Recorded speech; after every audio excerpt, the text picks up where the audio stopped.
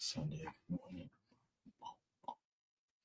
We are live. Hey, Raider Nation. Hey, Jason, how you doing? Good, man. Good to be back. A little vacation. Like we're back pillaging again. How you feel about that? Back at it, man. Like we never left. But we got a lot to talk about. Once you're a Raider Nation, you never leave, man. You're in for life. So, with that being said, let's do this. Let's start this show.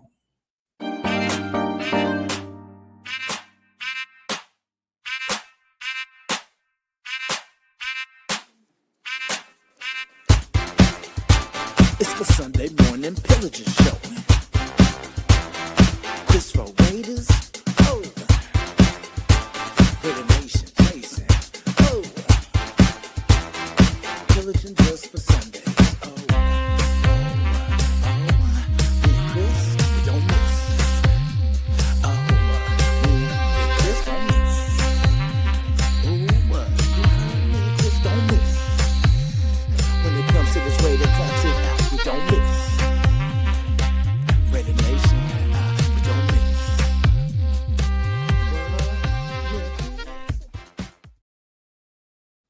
Hey, welcome to back to the pillaging show. We're once again going to pillage this season. Today we have a special guest. Black the quarterback, also from Biz Sports. I'd probably say that wrong. I'm bringing him in anyway. So without further ado, let's welcome the guest. All right, this is my computer actor, right? I have computer problems. There he is. What's good, brethren? What's good? How's everything?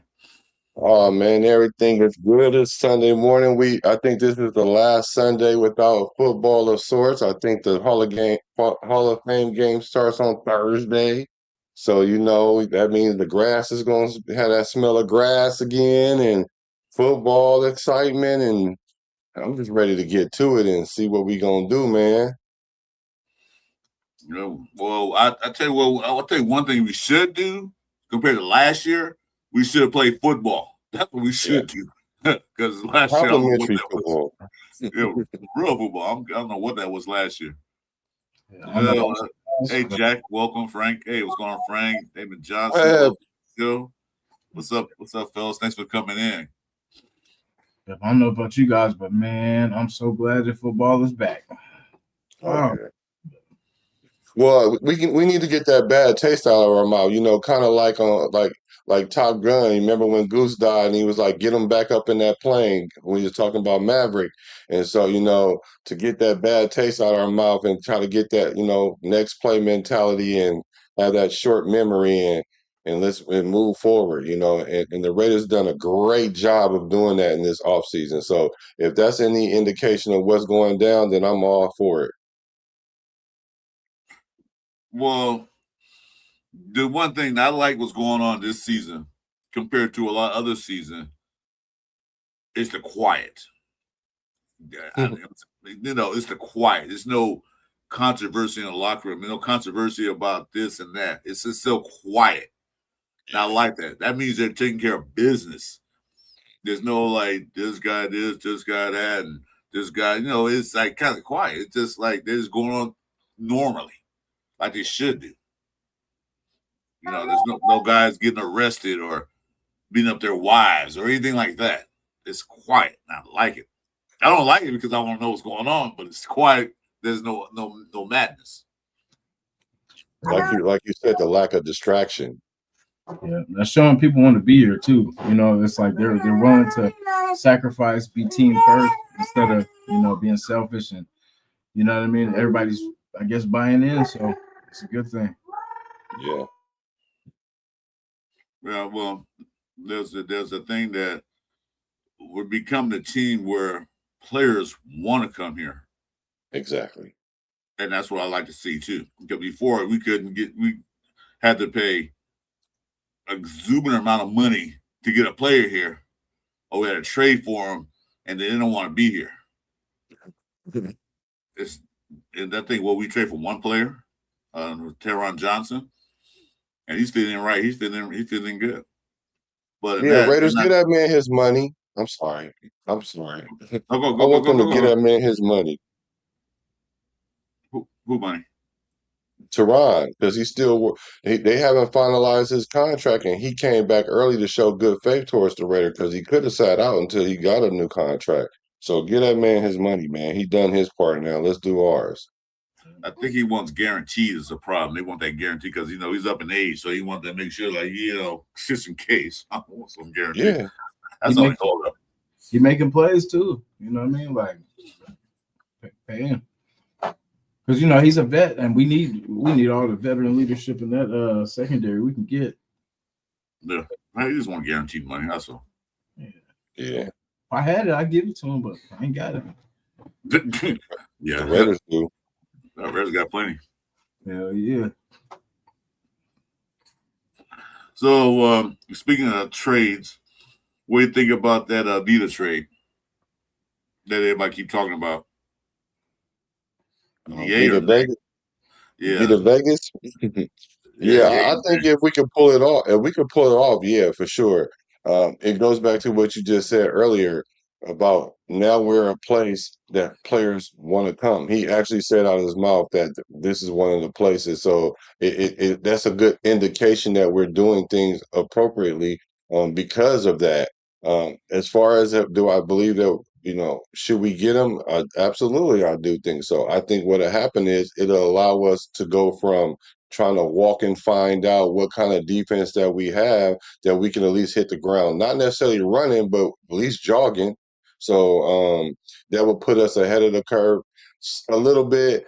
And what I mean by the curve, I mean just when you have a new defensive coordinator, especially a first-time play caller and all that, there's a lot to be expected that we're going to be deficient at on top of the fact that we have a whole new roster. So that helps us, close that cushion and that gap and that curve a little bit more and put a little bit less pressure on Coach Robbie because I know he feels a whole lot better that he has Max than not have Max. And then and then if you get a Vita Veda, which everybody was up in arms about not having a D tackle since we're going to be in the 3-4. If we were to fill that out, he would be able to come in and produce to a degree, and also teach those young guys who we thinking could possibly hold it down, like the Tonka Hemingways, and maybe Adam Butler can turn a corner, and and just JJ Pegues and things like that. So I'm all for it. I mean, I think it'll advance the team, and I think he may fit into the culture. And plus, all the Bay Area ties and the Spy Tech ties and all that other stuff, it only makes logical sense. But it doesn't always pan out like that. But for me, it's a yes. Real quick though, how'd you feel about the Lucky Tassi? Well, I was surprised that they got rid of Laffy Taffy. I liked him. I was a little surprised, but what that tells me is, well, you can tell me a couple of things, but I won't know until I maybe hear something. But I think I just don't know. I really just don't know. It's hard to speculate because it's not necessarily a roster thing because he had a guaranteed roster spot. Maybe they needed something out of him that he wasn't able to do. Maybe a weight target. I don't know. I'm speculating on that. Or maybe it could be to make room to bring someone in. I don't know what it is, but it definitely was a shocker to me though. And I'm rarely shocked or caught off guard. I won't say shocked. I was caught off guard. Well, I look at it like maybe because Tokyo Toe will be an international player. They can put him in that. They can put him in that because from what I heard and reading, that he's killing it in camp. But I don't think they're going to make him their kicker yet. But maybe they're going to we'll save you because Mac, that gay guy. Anyway, I ain't gonna talk too much about him. He's inconsistent. So maybe they want to keep Tokyo Toe on there for a backup in national program. They can put him on that. My speculation, I'm not sure how that works exactly, but maybe Lucky Talk, they got enough D tackles. They got a lot of D tackles. Yeah. So, I meant to say shout out to the baby Raider. I mean, like the Just Win baby. You know what I mean? He be rocking on the show. I was born a Raider. Like So it's beautiful to see that, man. I love that. I love that, man, for sure. I meant to say something about that a whole lot earlier. Shout out to the Just Win, baby. And she ain't got no choice, you know. She Yeah, born, she don't. she born in this thing, She has no choice born in and sworn because in. although I'm a Raider fan, her my wife's still Oh, proclaimed Monty is a 49er fan. oh my, your wife is a 49er fan? Yeah. That's a beautiful thing. Opposites attract. She's actually a nice lady. Believe it. Believe it. A lot of Niner fans are nice people. They just delusional. Yeah. Well, if she probably watched right now, she probably gonna say something in a minute when I get in the house. I'm not Hey, saying she's delusional. Sorry, man. You say, hey, go ahead and eat dinner. Like, I don't know if I want to eat this. Oh, right. She's gonna be like, "Who's that guy you had on your show?" he ruined it in the first 5 minutes. Go ahead and eat, take a nap. No, I'm cool. Right. I knew. I knew. Yeah, so yeah, she's cool, man. I think she was when I first met her, but she was a good lady. Nice. Yeah. Yeah. 23 years, so I love that. I love hearing that. it's too late now. So I'm sorry to you, like, it's too late. Right. Yeah. So what was I talking about? So I'd say yeah, Vita too, like you said, that'd be a good veteran D tackle to show the other guys. Mhm. I'm all about these young guys, developing them, then get them ready. You know, I'm all about showing them the ropes. Give him a trade for him. Give him a change his contract. I think I forgot what you want. I mean, he's getting paid now, but they can restructure his contract. Yeah. Bring him in here. He don't have to play every down, but a situation down so you can get in there. Like I said, like you said, he can teach the young guys coming up. Like they said, talking to him more and Big East and them guys. Yeah. So So what do you think the percentages of him being the Raiders receiving, I mean, getting his services, you know, what percentage you think that's going to happen? I 10%. I'll say about 25%. Wow. Because he definitely want to come here or to a California team, as long as not to those Chargers or whatever. But so Tampa Bay still has their problems right now because Baker Mayfield won his money, Yeah, he and should get it. Tampa Bay's in cap hell. Mm. Yeah, so he's still going through problems with them. They can't afford both. So Yeah, I think they're going to lose both. the way it looks like, Mhm. Cap casualty. well, we can trim AOC. Hey, so it's funny you said that because I was like, look, check this out, man. We can, because that would be my next question if so, but you guys don't think it's going to happen at a high percentage. I was going to say, if so, for what, at what cost? I'll be like, man, we'll give you a fourth and a sixth, or I'll give you a fourth with AOC and Adam Butler, and you can have it and run it, and y'all can rebuild all y'all want. I wouldn't give it Adam Butler because he's pretty good pressure on quarterback. But I would definitely say, how about this? How about we give you a fourth? Because I said fourth too myself a while back. So I would give him a fourth. I'm not getting anything higher than a fourth. Give you a fourth with AOC. And we'll take him. Yeah, but the reason why I say Adam Butler is because Adam Butler and Vez they're similar players, so Butler probably would be the odd man out. The way they play is similar, and it just wouldn't fit for them two to be together. It's not that I don't like Adam Butler. He's been here for a minute. Um, you know, his stats don't ring like that. But he does have, a lot of things happen that there aren't stats for. And I'm aware of those things.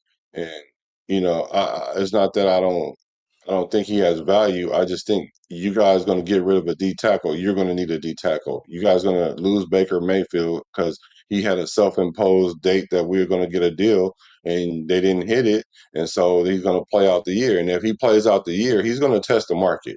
he's going to test the market because he's a free agent at that point, unless they really drop the bag somewhere in this year and they see his value.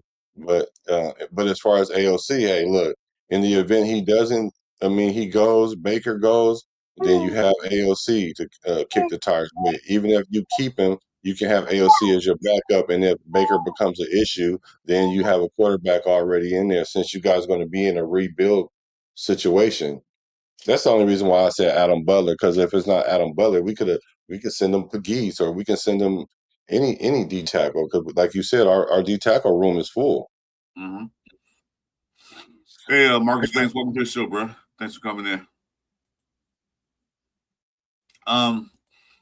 Yeah, I mean, I like AOC. Don't get me wrong. I'm not putting AOC down, but if they want to rebuild or restructure their thing, Baker Mayfield is not going. I don't know, not going to want all that money. And like I said, they have no money. They're in cap hell. So if they want to get rid of both of those contracts, we're the place to get the dump off Vita.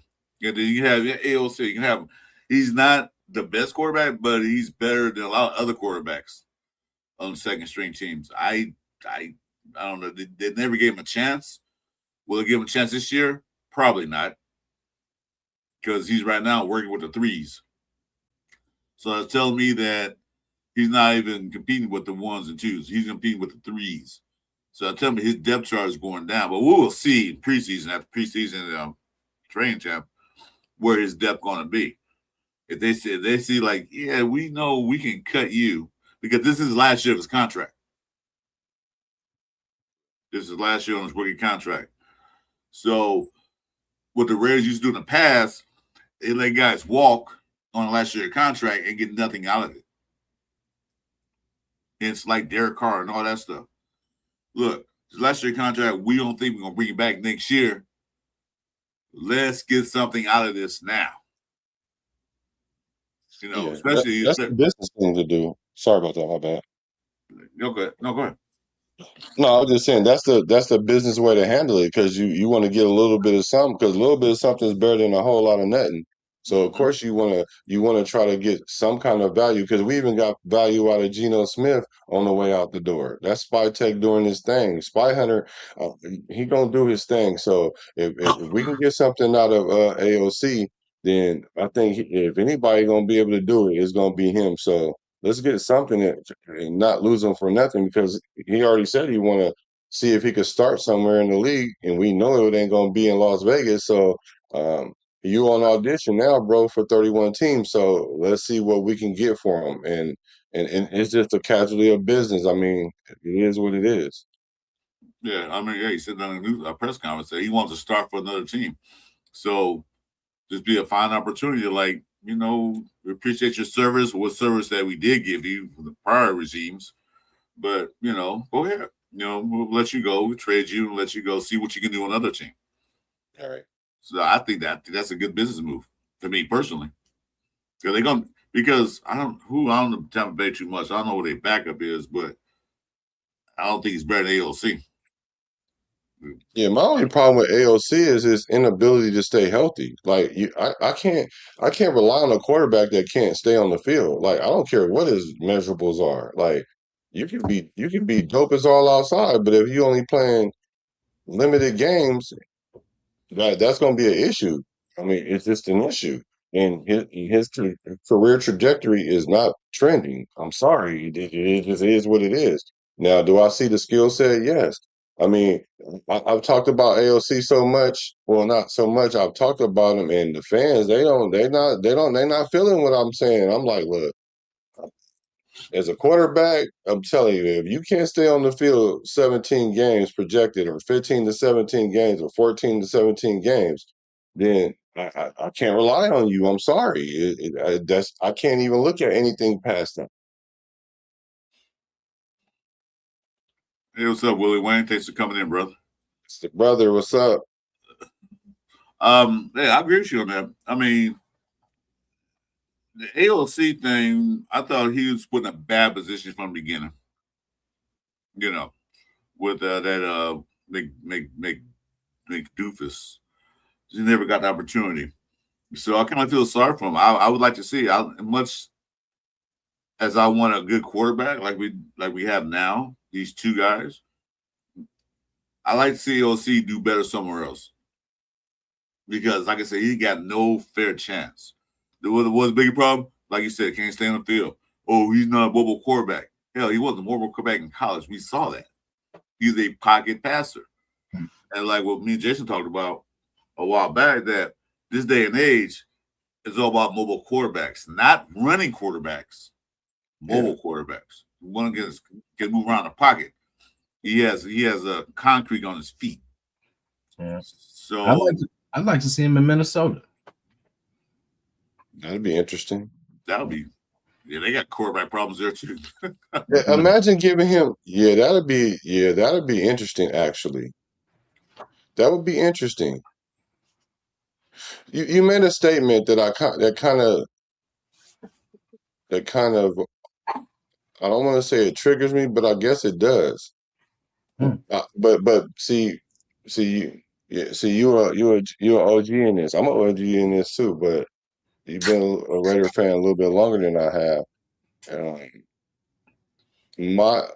When you say he hasn't had a chance or a fair chance or the vernacular that you use, what does a fair chance look like? Maybe I should ask that way because that's what I'm curious because I hear that often and I don't agree with it and I know you're gonna give me some level of logic behind it. So maybe you can help me understand what does a fair chance look like? Okay, I'm gonna say this. I'm gonna start from the beginning when they drafted, got him, and then they have Garoppolo and old man Hoyer, and they both were like sideline. That idiot put AOC in there without practice before the game. I mean, they didn't practice with the ones. They put him in there like a couple of days with the ones in the game against one of the best defenses in the league, the Chargers. Okay, that's not a fair shot. I mean, you gonna put him in this game?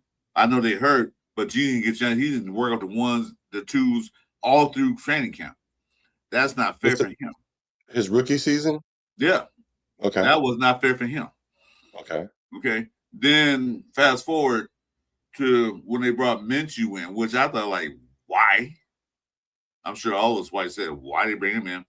Not me. Go ahead. Well, I said why because our team's not built yet. We still got to work on a lot of things. And because Minshew had a good year of Colts already a built team. They had a good running back. They had a good offensive line. They had good receivers. They had a good defense. So, of course, we're going to win some games. We didn't have none of that. And then I watched some in training camp and some practices. AOC was throwing the ball better than he was. But then when AP came out and said, and look at his body language when he said that. We're gonna name Minshew as our starting quarterback. He wasn't excited about that. But when Minshew got hurt, AOC came out. I'm not AOC. AP came out like, yeah, our boy AOC gonna start. He was all like pumped up. You can see his chest was up. Yeah. So I'm thinking that it wasn't AP's choice to start Minshew. That's another fair chance to give. I mean, fair is not fair. You gotta win your job. You can't just like because your name on the back, you automatic start. But I'm saying though, he didn't get opportunity to me from what I've seen. I could be wrong, but he still got opportunity to perform. How I seen, because basically how AOC ended the season, I thought he at least earned a chance to start the next season. And say if he had went 1 and something, they're like, okay, well, hey, we gave you a shot. That's a fair chance. But they gave Minshew the job because we were supposed to get off to a faster start. He was supposed to, the veteran, blah, blah, blah. And okay, if you guys remember AOC's first game against the Chargers, how did that go? We could have won that game. Yeah. Except on the sideline, goal line, could have won that game. He brought him down to win the game, but how did his next Charger game go? Oh, it was horrific. Oh, that blowout, 63 to 20, whatever it was. Well, he didn't score. AOC didn't score on the points. The defense scored a lot. But he had a good game though. Like you know what I mean. Like he had Devontae, he had Jacoby, he had You know what I mean? But it's like how they're kind of being so careful with Mendoza. AOC was put in the same situation early. You know what I'm saying? As a rookie. You know what I mean? Due to injuries. You know what I mean? But he still was in that position, and like you said, he almost won the damn Charger game. Both, you know, pretty much. But he had something to kind of build on, and I feel like if they had gave him his fair chance of, you know, because then we would have knew. Then we wouldn't be doing this now. We would have been like, you know, either AOC would still be the QB now, or you know, we would have been like, damn, you know, I guess he wasn't that guy. But he never got that chance, and then when he did, he got injured, so it was always incomplete. But you know, like you got to do what you can with your opportunity, though. You know, if you get There we it, go. next man, you There know, we go. There we go. Yes. Mhm. yeah. So, do you guys think that AOC is a starter? Not for what Um, we need him to be. You know, um, No, I mean in general, NFL starting quarterback. Do you think he's an NFL starting quarterback? to say, here's the thing with that. I always say that depend on what system he's in. You know what I mean? Because you can play for anybody, but every team got their own. There are 32 different systems you can play in. It depends on what. Like Jason said, the Vikings, I think he'll be a starter. In their system, the way they run things. And even the Cardinals, the way they run things, I haven't seen them yet, but where they run things in the past, I think he'd be a starter there. He probably can be a starter for the Cowboys, but you know how that goes. Because our Cowboys got a great offensive line. So maybe those few teams, but not every team is built for AOC. So he needs a special situation for him to thrive But because of his limitations. yeah, even in Seattle, because Sam Darnold's not a running quarterback. He's not a mobile quarterback. He can move around just as much as AOC can. And that's just where he probably can't thrive. You know, certain situations where he can thrive in. Okay, so I'm hearing pretty consistent the same things over and over, and I do respect those things. Jason said something that what it kind of really boils down to for me is you got to do you got to take control of the situation as it comes because it's rare that you get put in an ideal situation because especially being a number one quarterback overall, you're usually going to a team that's terrible, like all the way around. They're not just missing a quarterback like the Niners did when they got Brock Purdy. Uh, so you got to you got to take control of the situation as it comes. Now, when it comes to AOC not getting a chance, let's go with. So let me just start with what you said, and I'll go through this quickly. Sorry. His rookie season, okay, cool. You're a backup, whatever. You get thrown in. Usually, the backup get thrown in a situation that's unfavorable. So, what do you do with the situation? AOC goes 5-5. Yes, I mean you can't really ask more than that from a rookie to go 500. Okay, next season come through. Now, a new coach, he wants to. His legacy is going to be attached to the quarterback that he played with, and he wanted AOC, and the team wanted Gardner Minshew. Could understand why they wanted Gardner Minshew over AOC, but let's not even necessarily even parse through that. When Minshew did get injured and AOC was named the starter, that is the moment. That is the moment right there. You don't get three or four of those usually in the NFL, especially with the same team. And then you don't get to get put in every situation to best succeed unless you're like a first round quarterback or maybe even a second round quarterback. You're a fourth round quarterback. When you were drafted, you wasn't drafted to come in and take Derek Carr's spot. You was drafted as a backup. So when you come into the game, what do you do? He comes in the game, what does he do? Get hurt instantly, like instantly get hurt. He fight it, come back, whatever. He goes 2-5. Okay. you can kind of say, all right, well, the situation, it was the quarterback. When you got two quarterbacks, you got no quarterback. You can put it on that. You absolutely can. But that doesn't change the fact now that your record is what it is, you know. And so the next year comes in, you go to training camp because I mean, like he got to start, he got a chance to play, and what he did was he showed what it was. So then he goes into a camp the following year. AOC always gonna look good in camp because he's wearing a red jersey. They ain't hitting him. He gonna look good. He even looked good in the preseason games, but those aren't NFL games for real though. Like they're NFL games monetarily, but them ain't the same level of games. No, So you get a chance in camp, but you got to do good in camp to even get a chance. And so then in camp, he gets hurt again. So now you're hurt multiple times in this 2 year period of time. And so now you're out 10 weeks. And then you're out so much that they drag you to the end of the year. They bring in two other quarterbacks, Ritter. What was my other guy named? Pickett. Pickett. Yeah. They bring in a quarterback over AOC, right? And then he doesn't play all year until the end of the year, play 3 quarters, whatever, whatnot. So now your trajectory is you went from 5-5 to I think what was it, 2-5 or something like that. And then now you didn't play at all this year, basically. And so now, granted, let's just say he didn't get a fair shake. Even if I was to grant that. Now Kubiak comes in. You attach yourself to the quarterback that you come in with. He was the only quarterback on the roster. Now, Kubiak, if we trust Kubiak, he sees AOC on the roster. Now, if you want to have him be the bridge quarterback until Fernando starts, then he could have done that, but he didn't have confidence in him because if he did, he wouldn't have got someone like Kirk Cousins. Then Exactly. not only did they go get Kirk Cousins out of free agency, they drafted a quarterback. So now that pushes you further back in the playoff in the quarterback room. So you're never going to get a chance now to start week one. You're never going to get a chance to really be that starter that you feel like you could be.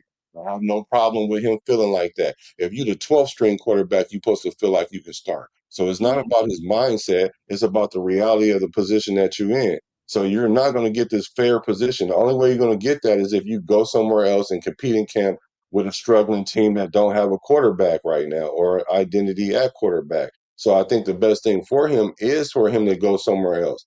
Now, hey, look, I want to be the backup to Mendoza, and I think I'll be a very capable backup, and he wants to play that role, then I'm all for that. But if you want to be a starter, then you can't. So when I hear that he didn't get a chance, I'm like, he had 3 years of chances. He had literally 3 years to do 17 games, which is one season. So you sat down as a backup for a quarter of your career. You were a starter for a quarter of your career, and you were injured for a quarter of your career. I know everything I need to know about you, AOC, at this point. So this is not the situation that's going to probably work for you because, like you said, just like a quarterback will thrive in certain systems, sometimes team quarterbacks don't thrive in certain teams or franchises, a la Geno Smith. Because Geno Smith ain't as bad as everybody keep trying to make him, but I ain't saying he a world beater because I've always said he was a 50-50 quarterback. He'll throw you 2 touchdowns and interceptions this week, and next week he might throw you one touchdown and 2 interceptions. So he's a 50-50 quarterback. But Well, these teams, what I was saying well, was, let me see that. I was saying that I'm not saying AOC he had his chances. I just said the chances he predicament was put in wasn't fair. I don't think it was, but I said, yeah, sure, like you said, he got hurt and this and that. You know, he tried his best, but his chances wasn't fair to me. That you're gonna throw a guy that really doesn't play with the ones and twos in practice, plays with threes. You know, yeah. How you supposed to thrive in that? Because they even show like he's throwing with the threes. Why? These are pretty much practice squad guys and backup to the backup. That's what I say it wasn't fair. He wasn't throwing to the ones and twos. He was throwing to the threes. So Yeah, yeah, that's a life of a backup. That's the life of a backup, though. Yeah, I get that. I get what you're saying exactly. Backup, but still, then you're gonna have them throw the threes and throw them in a game. Yeah, Like all of a sudden, this will prove your ego, your point. Well, you're not ready. Well, point you proving here, dude. Come on, man. It's a So good confidence thing, though, too. Also, when you put a quarterback or a player with the threes, you want him to be what you're ideally thinking that he's going to go out there and succeed to a certain degree to build his confidence, and then you put him with maybe the twos or maybe straight to the ones from the threes. Um, but it could have been an ego thing because I don't know. But I can see it both ways, and I could agree it's not fair, but I don't think fair is a metric when it comes to it. I mean, respectfully, I'm just saying I don't think fairness is not fair that you got a different coordinator every year either. That's not fair at all. Not to the exactly. franchise, not to the fans, definitely not to the quarterback. So, but that's just the reality of the league. So, like AOC said, the only people care about that is his mom and his wife. Exactly. Yeah, totally. You got what 5, 6 coordinators since he been here. You can't Man, build. You can't build reputation with that. Every can't every at every year is all. a different. Every year is a different playbook. Like I got to learn this one too. Which one thing's good for him? At least he know a lot of playbooks. If he goes somewhere else, like hey, Yeah. I'm used to No, this. he's hella smart. I'll never take that away from him because you could tell he's very smart and he knows what his abilities are and his limitations are, and he plays to those well. It's just the fact that you get injured. You get injured by getting pushed in the back. You didn't even get hit. You got pushed, and then you got airlifted. Well, not literally, but we thought the man was on his way to Kaiser the way he was looking, and I was like, bro, I mean. But then he fought back and he came back as a true professional. I think he could be a starter somewhere. I Uh, think so too. I think, like I said, maybe on a bad team that's a desperate need of a quarterback because you got AOC been in the league almost 4 years. So you think yeah, about it. You can go to a team that's suffering for a quarterback. You can go there and try to beat up the quarterback they got now, either rookie or somebody's really like washed up. He probably could beat them out. There are a few yeah, teams that can use them. Like I said, yeah. who do Miami Tampa Bay has? I'm gonna look who their backup is, but I say I will trade him for Vita in a heartbeat. Yeah. I like to I keep think that'll be good. I like to keep a second quarterback there that's experienced because they have Mendoza and Jacob Clark. But I think Mendoza now, the way he's progressing, could come in there if something happened to Cousins. So I'll trust that more than anything else. No one see what they back up this. So we'll see time as time goes as they put the pads on. That's when we know what they're going to do. I think I kind of know what they're gonna do already, though. I think I do, and it's been playing like that ever since of April 3rd. April 3rd, I said, Kirk, there is no quarterback battle. I don't care what Kubiak is telling y'all. That's coach speak. He's coach speaking to us right now. Yeah. But he's pretty straightforward. I would say 90% of the things he says is pretty straightforward. But I mean, it's still politics involved with this, so you can't like really be 100% honest about things, but you can try to have some integrity about how you go about it. I don't think this is a quarterback battle at all. I think AOC will be the number 2 quarterback because if they're really sticking to what they're saying, Mendoza's going to sit as long as possible until he can hit the ground running. Then, if something was to happen to Kirk Cousins, knock on wood if you with me, that then they're gonna put in AOC because then it's easier to take AOC back out and put Kirk Cousins back in if he's having like a regular injury like Smith did. Like Smith was gone a couple games and then they brought him back. So it's easier to do that. But if you put Mendoza in at that point, then that's what's going to cause this dissension that, okay, well, we might as well just leave him in now. And I don't think they want to put themselves in that situation. So I can see AOC staying with the team up until about the trade deadline. And then after that, then depending on where Mendoza is, because if Mendoza is by week 4 or week 5 really like itching, then we're gonna ride Kirk Cousins till the wheels fall off, and then if they fall off, then you know what I'm saying, brother, we appreciate what you did. You knew the job was dirty when you took it, but we did tell you what the parameters were, unlike Atlanta, and so you made the choice to come here, and so now you got injured. I'm sorry. We're gonna go ahead and the future is now. So I'm looking at the list of Tampa-based quarterbacks. They have Connor Basalic, Yeah, see? Jake Browning, Yeah. Jalen Downs, who they just drafted, and then Baker Mayfield. So they Yeah, got ALC will go in there and handle business. yeah. If they can get things straight with Baker Mayfield, then their starting quarterback, I don't know, probably be Jake Browning. And I've seen him play like, yeah, I think ALC is better than him. Yeah, I He's agree. more accurate than him, better arm. Then who's next? Your rookie, Jalen Daniels, who they just drafted, Yeah. or Connor whatever his name is, Basilek. He's been 2 years from Bowling Green.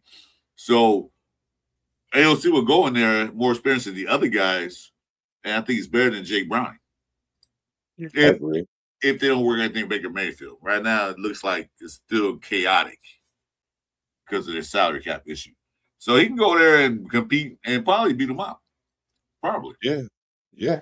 So, I would agree. So I don't know. Like I said, like AOC, I always did like him, but business is business.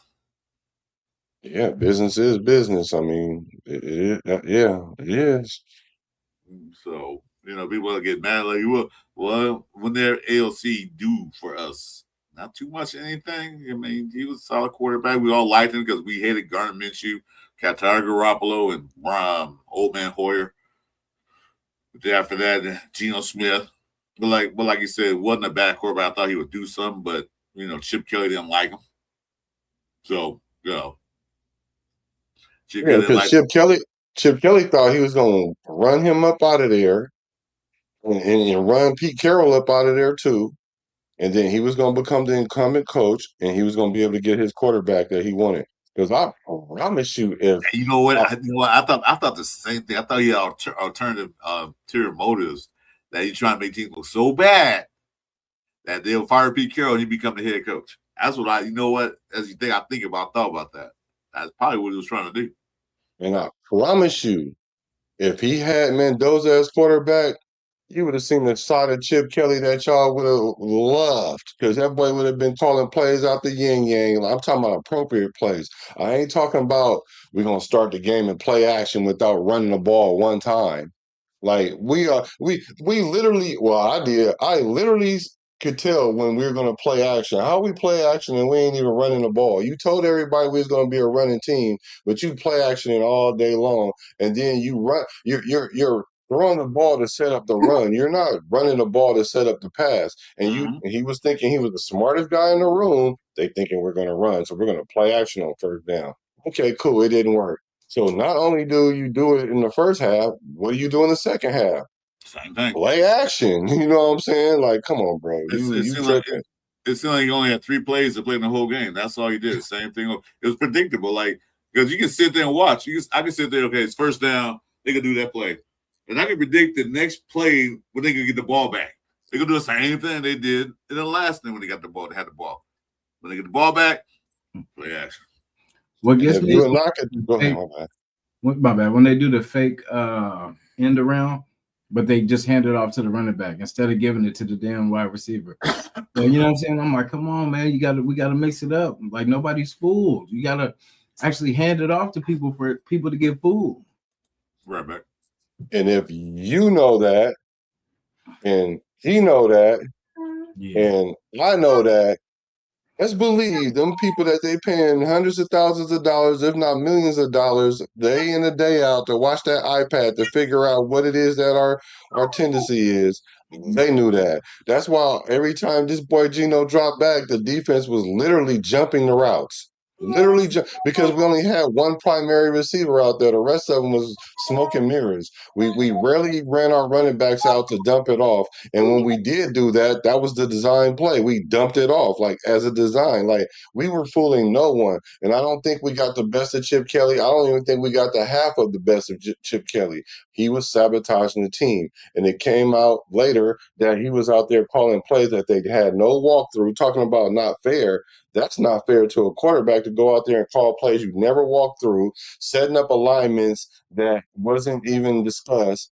But then, really, you're doing that in spite because Pete Carroll really on the tuck sent his son over there to be the O-line coach, so he can have somebody in the room to undermine him. And so they already had a confliction of a meeting of the minds. They never had a meeting of the minds because the owner hired this person and then the GM hired this person. So we already was tripping from the beginning. So it just was one big headache, and it just showed itself on the field because I know for sure that we weren't a 3-win team last year. I know for sure we weren't. I know we weren't. Yeah, I mean, because we could say the injuries, we could say the Colt Miller. You said 3 and 10. She said 5. Yeah, we might have been that. We might have been that though. Like with the injuries to JPJ and Colt Miller. That said, and then we didn't have a solid. We didn't use Mostert to feel like until like games into the season. You know what I'm saying? So we never set up, anything good. But like we could just go all the way around because it's that Geno throwing interceptions. It's like just everything, like injuries, like we lost our line. And it just, was everything. Coaching from, it was all around. We could pass this thing all the way around. Well, yeah, like we had backups, but they were young backups, and I was saying like, okay, well, we won 2 games, or I think at the point we won 1 game, and we're not doing well on offensive line, not doing anything offensive line. They put the rookies in. What Pete Carroll said, they're not ready. Well, neither one's playing now is not ready. You see, they can't block, so you might as well put the young guys, let them develop, let them learn something. But no, he didn't do it. So Chip Kelly was sabotaging the team, but Pete Carroll helped too. Oh yeah. He's not without approach because he definitely he's the head man at the end of the day. So it's how you choose to handle it. And you didn't handle it very well, and it also showed with you having an issue with Patrick Graham. Patrick Graham called 6 quarters all year long. Yeah, like come on, bro. Come on, bro. I didn't know until the end of the season that Patrick Graham wasn't calling the defensive plays. Right. I didn't know that because Patrick Graham defense usually is not cover 3 95% of the time. Right. That's how Pete Carroll's like, we're going to run cover 3. Well, shit, if I'm a quarterback in the league and I see you run cover 3, okay, you might give me this one time, but run it again, see what happens. All right, that's what happens. That's going to happen. We're going to throw a touchdown. We're going to run the ball down your throats. And, that's it. So, with Rob Leonard coming in, Kubiak is saying, this is your defense, you run it. Yeah, I like saying, that. We hired you. This is your defense. You run it. If I see something we need to do, I'm gonna tell you then change it. But we're not gonna call your defensive plays. Like Pete Carroll was doing. We know he's a defensive coach, but still, you got DC there for a reason. Let him run the plays. So that was a nightmare last year, but the nightmare actually helped us out this year because we did have a lot of money in the salary cap. We did get some good draft picks. That's thanks to SpyTex Magic. We got some good picks. We put out good picks last year, but Pete Carroll didn't want to play the guys. They want to play Jack Best. They didn't want to do anything. They played a new alignment that he drafted. None of those guys. So it kind of worked out. Sometimes, like I said, sometimes if you want something new, you got to tear the old one down. Yeah. So last year was a teardown. Flea, and other characters. So we can thank Chip Kelly for that and Pete Carroll. Hey, thank you. Thank you, Now Gino. we can start anew now. It's gonna take time. Because I heard some people saying, "You think you made the playoffs this year?" I'm not worried about making playoffs. My first thing I want to see is this. I want to see these young guys they drafted or picked up in free agency or whatever they did. I want to see them develop. Okay? I want to see a team on the field that look like a real NFL team. I want to see us getting in the 20 and the red zone and actually get a touchdown. You know? So there's a lot of things I want to see. If we go 5-12, if the team look better than they did last year, I'm good. Now we're building something else. Because remember now, Kuwait has 4 or 5 year 5-year contract. Yeah, 5-year contract. So he has time. And then another question I'm gonna say this: if Kubiak struggles next year, we win 2-3 games. You think they'll fire him? They won't. It's just the fan base will just go back to crying all day, and all night. It almost be insufferable, but no, they won't. Because the Raider brass understands that we have to turn this thing around. Like, so it's going to take some time. But I just don't see in any universe where we only win 3 games next year. Not with Clint Kubiak, because if that happened, I could see him literally getting rid of all the people. Like, y'all wasn't my guys anyway, so let me draft my people now. So last year draft pick, which would be this year draft pick, I'm rocking with them. The rest of y'all, Best, y'all gotta go. Thornton, you gotta go. Palma, you gotta go. Chin, you might be able to stay depending on how you play. All these people that he didn't pick, if all that culminates to the same kind of team win total, oh yeah, he's gonna blow that thing halfway up. Not all the way, but because what the consistent thing he's been saying is our jobs are on the line. He never said y'all jobs on the line. He's like our jobs is on the line. This is a prove it league. So that's why I know he's in the mindset of winning some games now, but he's also building for the future because we drafted that way and we also made moves that way. So we're trying to win some games now, and I don't think 5 games is something that's going to sit right with him. So playoffs, I don't know if we're going to make the playoffs. I would lean to probably not, but with that being said, though, being a player, I understand if you're going to do it, you have to believe it. You have to believe that. You have to believe that and go out there and play like that. And this head office is putting every player in position to do just that, is win games. And if they can't do it, there goes the circular door because we're trying to win games. That's what we're about, winning games. Well, yeah. Like I said, when Spytek came in, Pete Carroll was the head coach. The upper brass hired him. Spytek didn't hire Pete Carroll. And Pete Carroll was actually the 3rd option on the list of quarterbacks that we wanted. So he was like pretty much the bottom of the barrel. Well, no one wanted to come here, so all right, Pete Carroll, you can come. Spytek didn't hire him. Spytek did hire Kubiak. That's his guy. So to say that I was hypothetically say we only win 3 games next year. Well, I think we'll win more than that, but hypothetically, you know. Kubiak, Spytek gonna say Kubiak get fired. No. You're my guy. What do you okay? This year wasn't a good year like we wanted. We want to win more games. We want to do this better. What do you need next year? What do you see we need on offense and defense? Robbie, what we need? What were we lacking? What was our biggest problem last year? And they saw the biggest problem. And the biggest problem was linebackers and DBs. And what did they go out and do? Huh? They got Quay Walker, Jacoby Dean.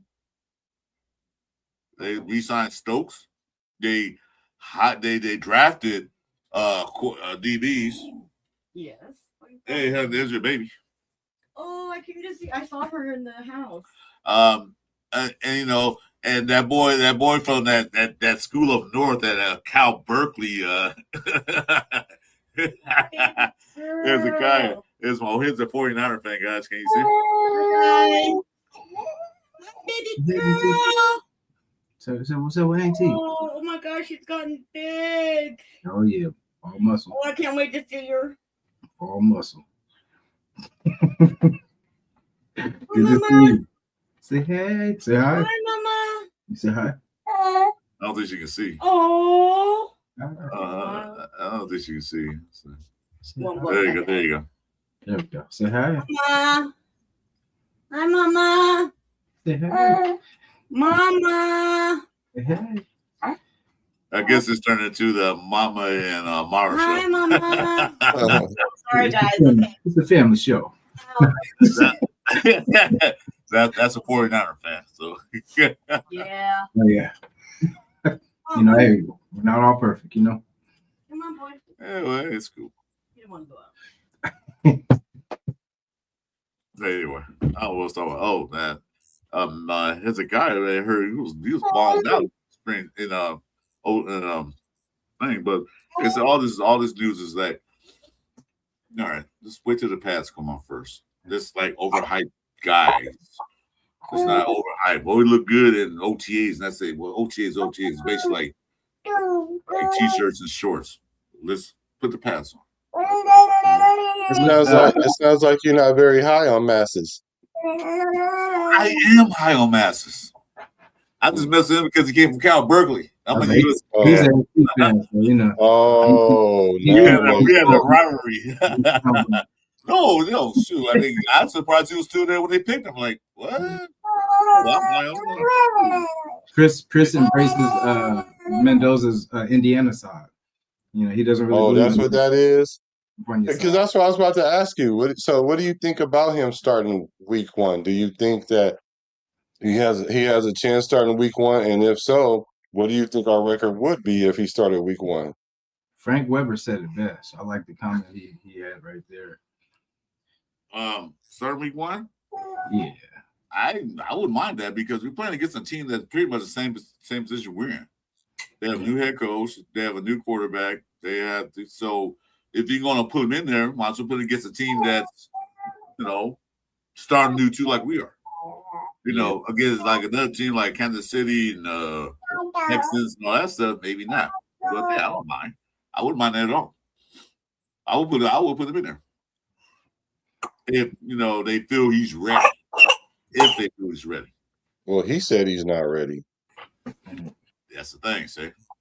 He says stick And I appreciate that honesty out of him too. I love that. But that's only because I think the quarterbacks already know what the deal is. That's why I'm 68.2% or more confident that he ain't gonna start week one because they have a plan and they're gonna execute the plan.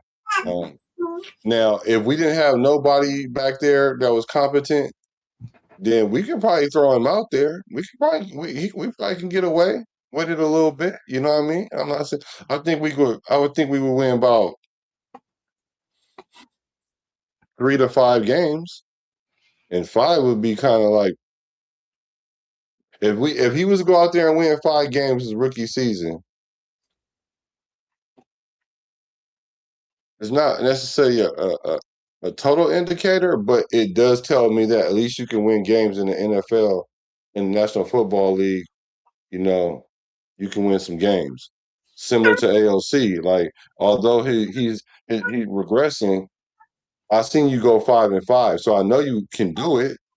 The question is, are you going to be able to keep yourself alive long enough to win games? And that's always going to be my concern when it comes to the quarterback position, your ability to keep yourself alive. I'm sorry. Go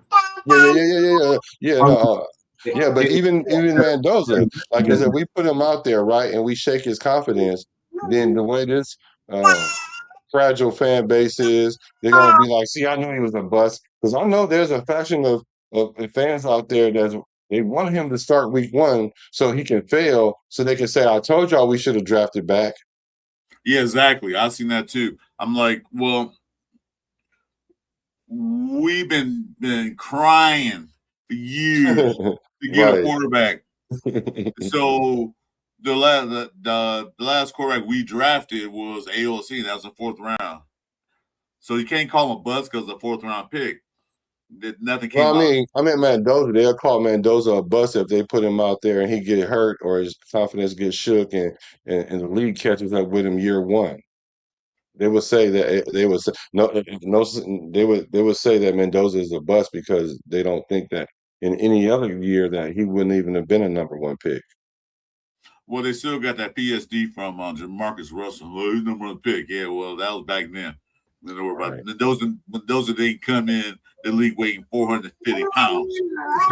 So, Yeah, that don't help.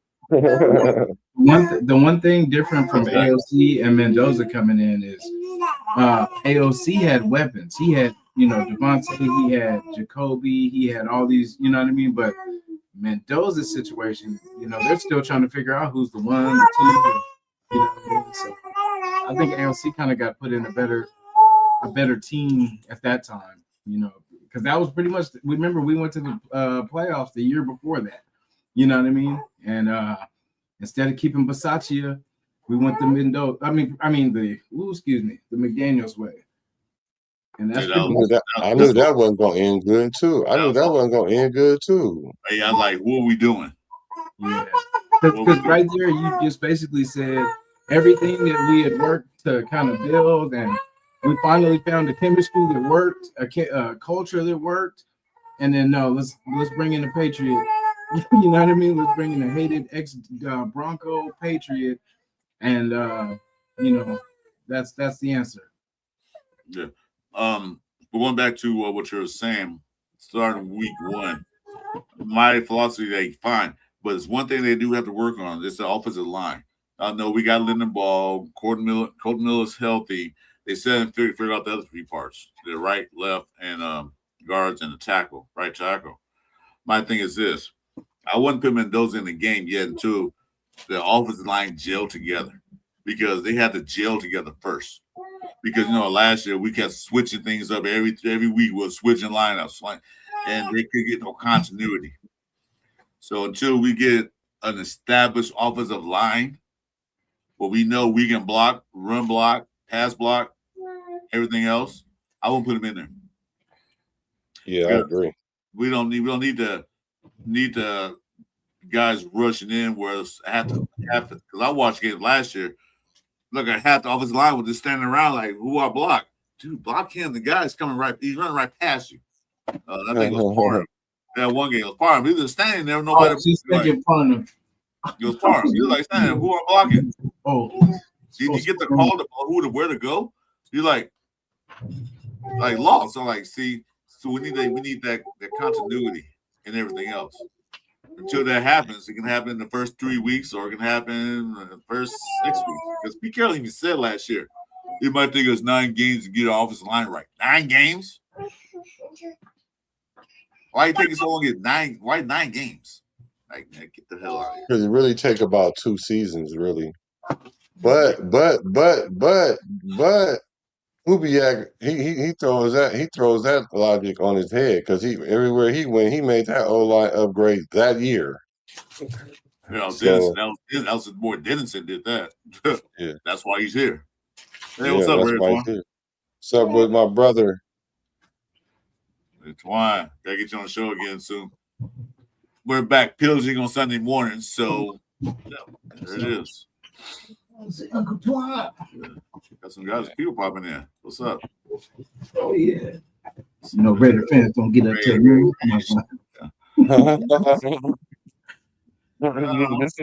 He said not till noon. Man. Yeah, I'm good. I'll tell you what. I will put Mendoza in there if the game is gotten away from Miami. Like, we're winning 24-3 in the third quarter or fourth quarter. I wouldn't let them swing around a little bit. Let them get used to actually real live action. If we're winning the game so bad that they can't do anything, yeah, throw them in there. I would say, Mel, come on, Cousins. Let Mendoza rock around for a little, see what happens. That's what I would do. That's what it can do. But still, you don't want to get out there Because soon the defense see fresh meat, they gonna go crazy. Oh, a rookie, fresh meat. Let's go after him. But I won't put him into the offensive line. Is completely solid. What if injuries happen game one? Well, they have no choice Well, AOC gonna play. if he's still there.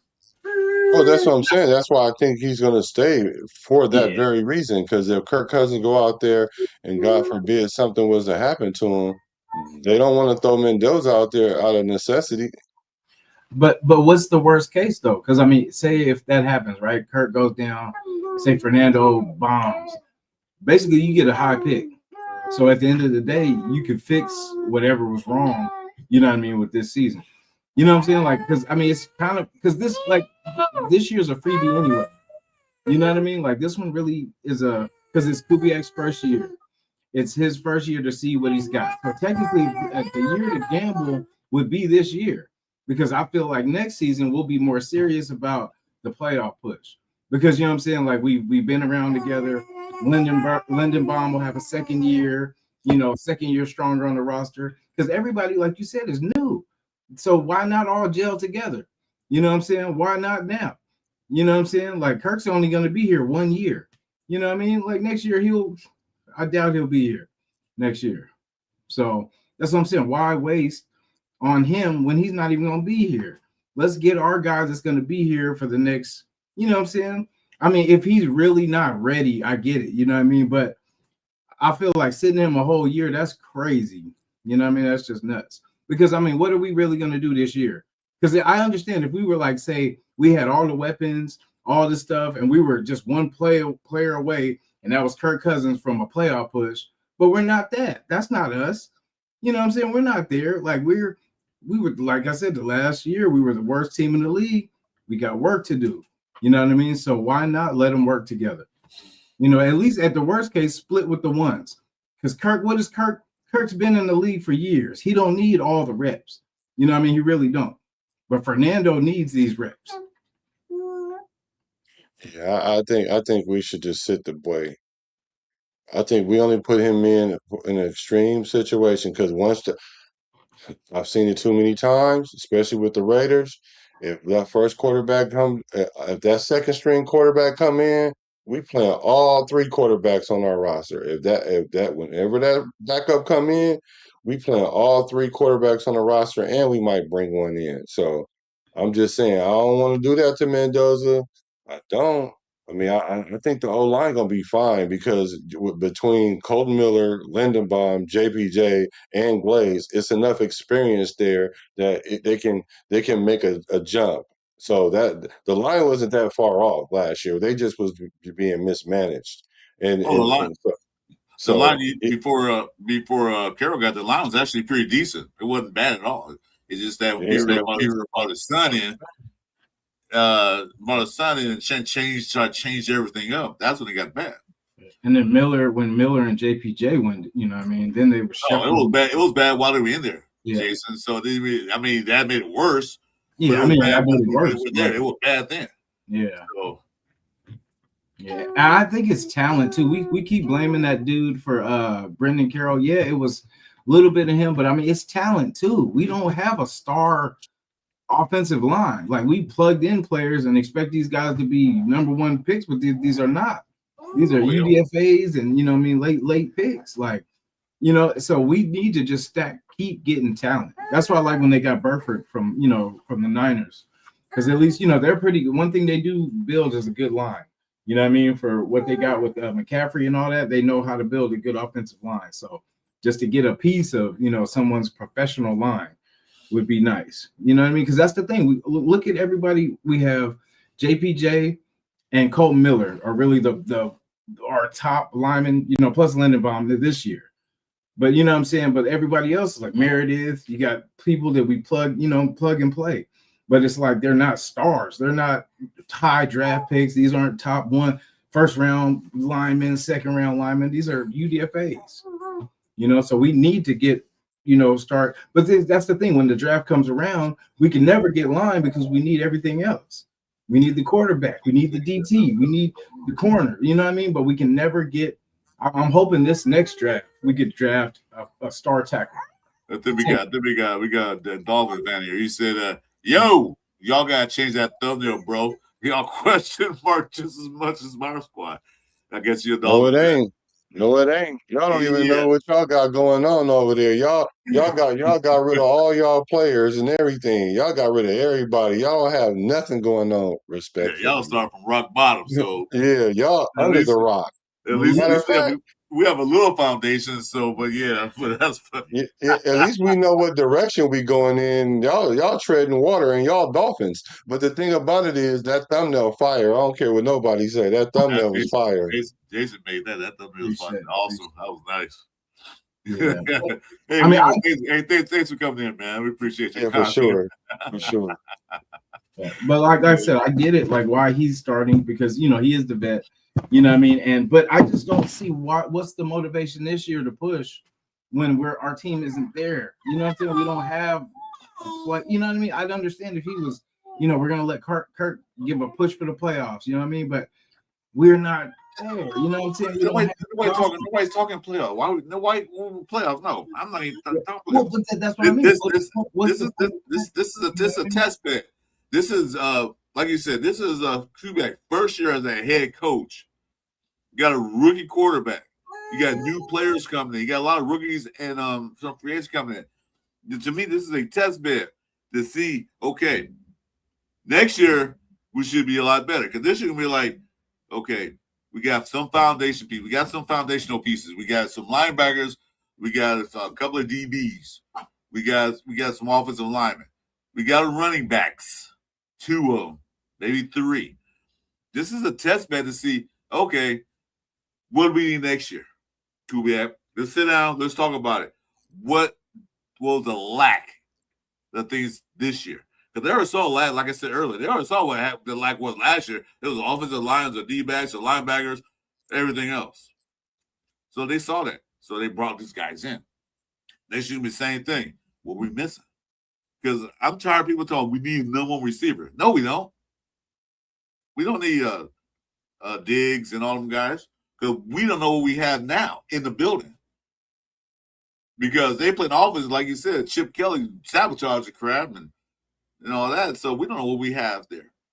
Malik Benson is showing up. He's looking pretty good. We don't know what Thornton can do. We don't know what Tucker can do. We don't know what Besh can do because they never got opportunity to play in the system that makes them look better. We got Brock Bowers. Okay, he's a tight end. Right. But then again, defense is going to scheme against Brock Bowers every game. They're going to watch him. They're going to send their best player after him. They're going to send 2 players after him. So we need other guys to step up. But what we do last year? None of that. No offensive line. Hey, what's up, D-Mans? So, I don't see us signing a diva wide receiver. We don't need that. We have that. We don't need it no more. We had the ABs and all that stuff. We don't need that. If our team was already running, then we can put a diva wide receiver in because receivers become divas when they're either outperforming the team because they're balling, but the team ain't. And that's usually when they become divas a lot of the times. But my question for you guys is this though: if Kirk Cousins come in and win us 8 games, do we bring him back next year? And before you answer, keep this in mind as far as the contract. Essentially, the contract was a 1-year deal. I know what it said on paper, but what they'll do is the team has a team option. We'll deny that. We'll sit down with him and we'll restructure a contract where he'll either get an extension, so he'll get guaranteed money, and then whatever. Or we'll just throw out the whole contract, offer him a new one, and then he could either accept it or deny it. Now, with that being said, if we win 8 games next year, do you get rid of Kirk Cousins? If Kirk Cousins balling out where we can win 8 games, they can go ahead and restructure his contract because he's set to get paid $60 million next year. Right now, don't even pay him 10. So his contract say that he'll get $60 million. They can restructure that. if they want to keep him. And they can say, we're going to stretch your contract. You did good for us last year, but we're going to stretch your contract. You can stay if you want to stay, or you go somewhere else. Because I don't think another team going to pay Kirk Cousins because he would be 38. I'm paying $60 million. Chris, do you know who his agent is? Right. Do you know who you talking about? I know Moneybanks. Right. I know his agent is Mr. Moneybanks. If anybody could get it done, it's Kirk Cousins, man. That's why I call Kirk Cousins the bank thief Cousins, because he robbed you. But I would say it all depends on how they restructure. Let's assume that they restructure it nice and they agree. Let's say they can come to an agreement with the contract. Do you think if the Raiders win 8 games with Kirk Cousins, do they bring him back? Yeah. If they can restructure it, it was a good deal for the Raiders where they're not going bankrupt. Yeah. But then again, then you got Mendoza there. So what's going to happen is this. Kirk Cousins got to really, you talking about competition, now you really got to compete. So I think Mendoza had a year behind his belt. He can see, maybe get some games. You can see. So, yeah, I would bring him back because you know what? It's always good to have competition for position. Just because you're that quarterback with the name on your back don't mean you automatically starts. I used to hate that about his Bears. We're bringing him in, he automatically start. Well, who's he competing against? Like, Carr never had competition. Who competed against Carr? I think only one player, what was his name? Mariota competed with Carr. Anything else, Carr was here, was no quarterback competition. He was an automatic starter. Yeah. And I don't like that. I want somebody to push him in the back. Like, yeah, if you don't play well, we put him in because he's doing better in practice and everything else than you are. So if you want your job, you better fight for it. So if you bring him back, that'd be good for Mendoza. You're like, you know what? You want to start this year? You think you're ready? Remember, Kirk Cousins sitting right behind you. He'll pick your spot. You better do good. You better compete. Anyway, just a PSA, guys. Hey, if they start joining us, make sure you hit the like buttons, subscribe to all 3 of our channels. And today only and forever, subscriptions are free. You can subscribe for free. So, yeah, thanks for coming in, guys. Anyway. So. Yeah, guys, I apologize. I thought the baby was going to go to sleep at some point, but she was rocking. You know, she likes the cameraman. You know, she cannot have a camera. Hey, look. To go Raiders. I heard it. You did too, huh? Like, oh, I'm teaching her to pump up the crap. Come on, let's go. Yeah. I'm looking forward to the season. I'm looking forward to the young guys getting in there because I know Kubiak and they're going to play these young guys. I don't see them sitting on the bench. Somebody not ready yet. But I think this season is a lot different. I'm not expecting much. I'm not even going to do a record. What's your record prediction? That PTSD, that post-traumatic Super Bowl deficiency. I don't know. Everybody's scared to jump out the window because they've been jumping out the window for the wrong regimes. I didn't jump out the window for McDummy. Oh, I definitely didn't jump out the window for that.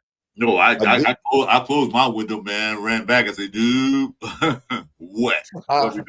With the Pete Carroll hire, I at least went to the window because, barring that we were trying to go ahead and go get Ben Johnson, we didn't get him because we were in a position where, as people do to the Raiders all the time, use us as leverage against the team that they really want to be with. So he was at least a competent hire. Now, where it got mixed up was when he said, we're going to win a bunch of games. And then, so really that year was supposed to be a let's see what we got year because we were rebuilding.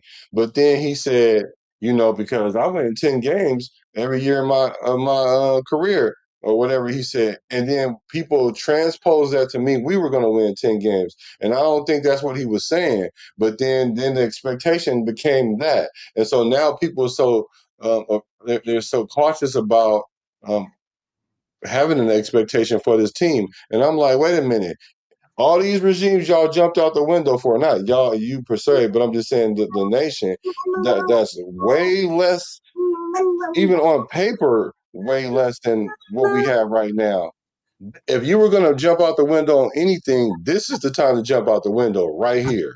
And I ain't saying that you go to the top floor and jump out. I'm just saying, like, wherever you are in your life, whatever floor you're on, I'm pretty sure that you can jump out the window here if you're gonna jump out. Mm-hmm. So Yeah. I'm confident that we'll win like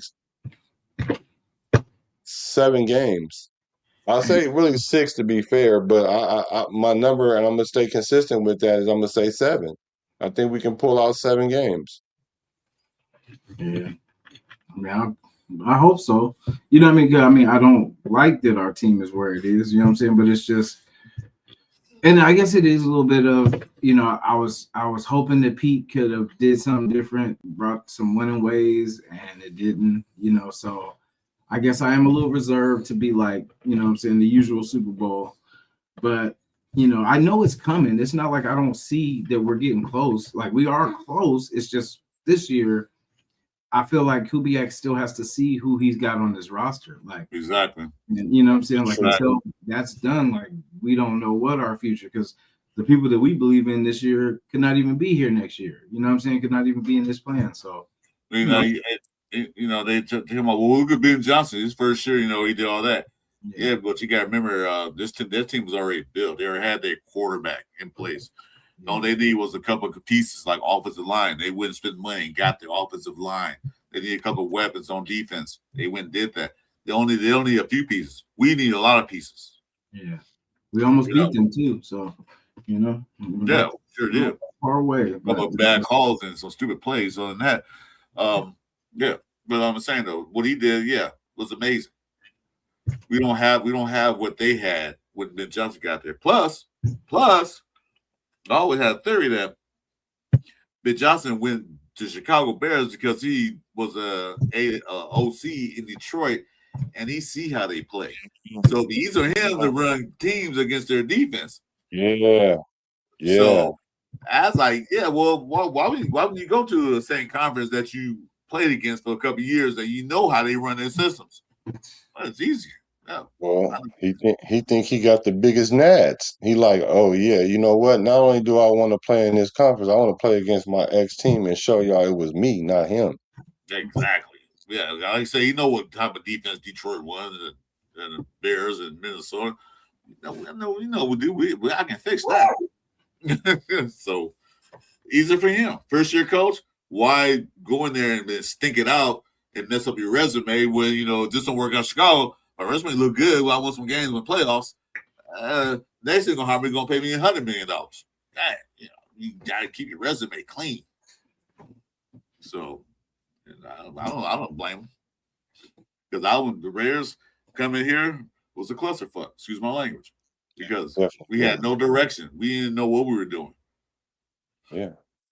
So why would I go there? We saw we did McDaniels. He was there too long. He was there one game too long.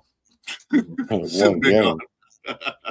and with somebody, what people don't talk about too is our defensive coordinator. This being his first year as a DC, you know what I mean? Like, yeah, it's there's a lot of just question marks. Like the wide receiver situation, the DB situation was still working out. You know what I mean? There's just a lot of things. Robert Lake could have been a decent coordinator a couple years ago because the way he ran his defensive line. He could be a decent coordinator. And I think that he's a good motivator. The defensive line loves him. Max Crosby, the rest of the guys love him. And when you have love for your defense, you're going to get the best out of him. Yeah. So they all loved him. So when he told Spytek and them, like, well, okay, in the interview, they had the interview. They didn't immediately hire him. They know you got an interview for this job. Tell me what you think, what you want to do. They like his plan. They like the way he approached himself. The players love him. And so that's why they hired him. He said, I want to run 3-4. We're going to be aggressive. Yeah. Yes. We're not going to sit back and wait to see what they're going to do. We're going to dictate what they do. Let the dogs eat. Like the old Bears. We want to wait back in a cover 3, wait for them to see what they're going to do. Oh, we go over there. No, they say, we're going to make you do what we want you to do. And that's why I like Rob Leonard. Yeah, like Al Davis said, we don't take what they give us. We take what we want. Exactly. We'll tell you what to do. Third down and 3. We'll tell you what you're gonna do. What do you say? Right. Bag them up. Let the corner sort them out. Yeah, there you go. Exactly. Oh, love it. Oh, Yeah, they got the guy when he needed. What probably what you need?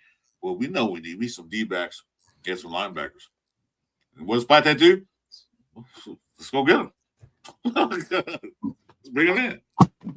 touchdown. So there it is. It's I like this general manager because he don't have an ego. He's talking to his coaches, asking them, "What do you need?" And what do? Go get them. I think last year with Pete Carroll was the old man in the room, so he figured, well, this is what we're gonna do. So go get him. Go get Geno Smith. Go get this guy. Go bring in what's his name? What was that offensive lineman guy? That guy was like not confident the other week. Which one? Wait, Stone Forsythe. Stone Forsythe. Go get him. your boy. Dude sucks. Go get Lockett. Well, you should have got Lockett in the beginning of the year. Now you bring Lockett in halfway through the year, which take away from the young guys developing. What are you doing? Because Lockett was on Tennessee, I think, at the beginning of the year, and they brought Lockett in because the O-line wasn't holding up long enough for Geno to get confidence in other receivers because he was running for his life. Yep. So they brought in Lockett because he knew that Lockett understood how Smith works, and they were able to have some kind of continuity to some degree, you know. And it was really to protect the quarterback. That's why they brought him in. But Lockett was a free agent beginning of the season before he signed for Tennessee. If you're gonna bring in Geno, why you really? bring Lockett in?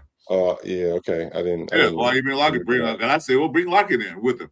They both played together. They know each other, so bring them in. They did.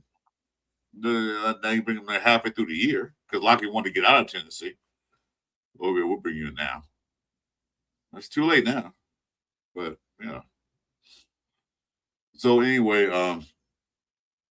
they gotta be better in the 28-29 season because that's when they play Super Bowl in Allegiant Stadium. So maybe we'll be there for that. Can't wait. Yeah, that'll be interesting. That would be. We win one at home. Well, the Rams did it. I mean, yeah, that'll be interesting. Really, really interesting. Well, they can get there. That's what, 2 years from now? Yeah, it can happen. Yeah, it can happen for sure. In 2 years, I think we're a lot better team in 2 years than, I said this year, like Jason said, this is more like a test bed. What we need for next year. How can we win more games? What we're lacking. Hey, what's up, Mr. Barry? How you doing there, guy? DP. So I'm not expecting much. I am.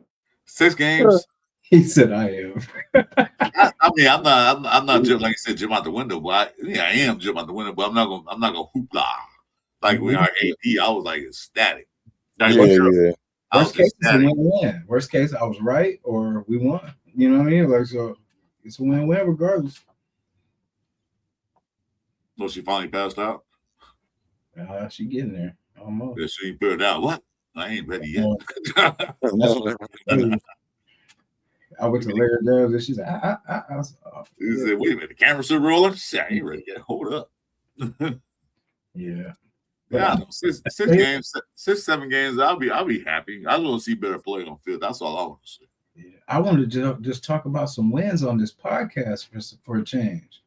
You know what I mean? This because literally this last 2 years we lost 10 games in a row. 2 years in a row. That's crazy. That's crazy. Yeah. That's like horrible. I said, I've been a very fan for a long time, and last year, I mean, I saw the Raiders when they brought back Arshell in Oakland. I was like, God, it can't get no worse than this, but I was wrong about that. I was dead wrong. Well, the Raiders will make a fool out of you in that way because we create ways to do the worst every way. Like you can watch us how we play. Like it's almost like we never, I won't say never, but we rarely lose the same way twice, but we definitely create new ways all the time. Like we lose games like how did that even happen like that? I mean, even down to the index card, Yeah. first down. Like Oh yeah, that crap. you'll never see nothing like that ever in life. Bro, if there's only one way for us to lose, we will find that one way. Oh yeah, we gonna That's find one thing. it. Okay, I'll tell you one thing. That's one thing we were consistent with last year. We always find a way to lose. We're consistent Yeah. with that. Like, They can Yeah. only lose if they lose 13 yards.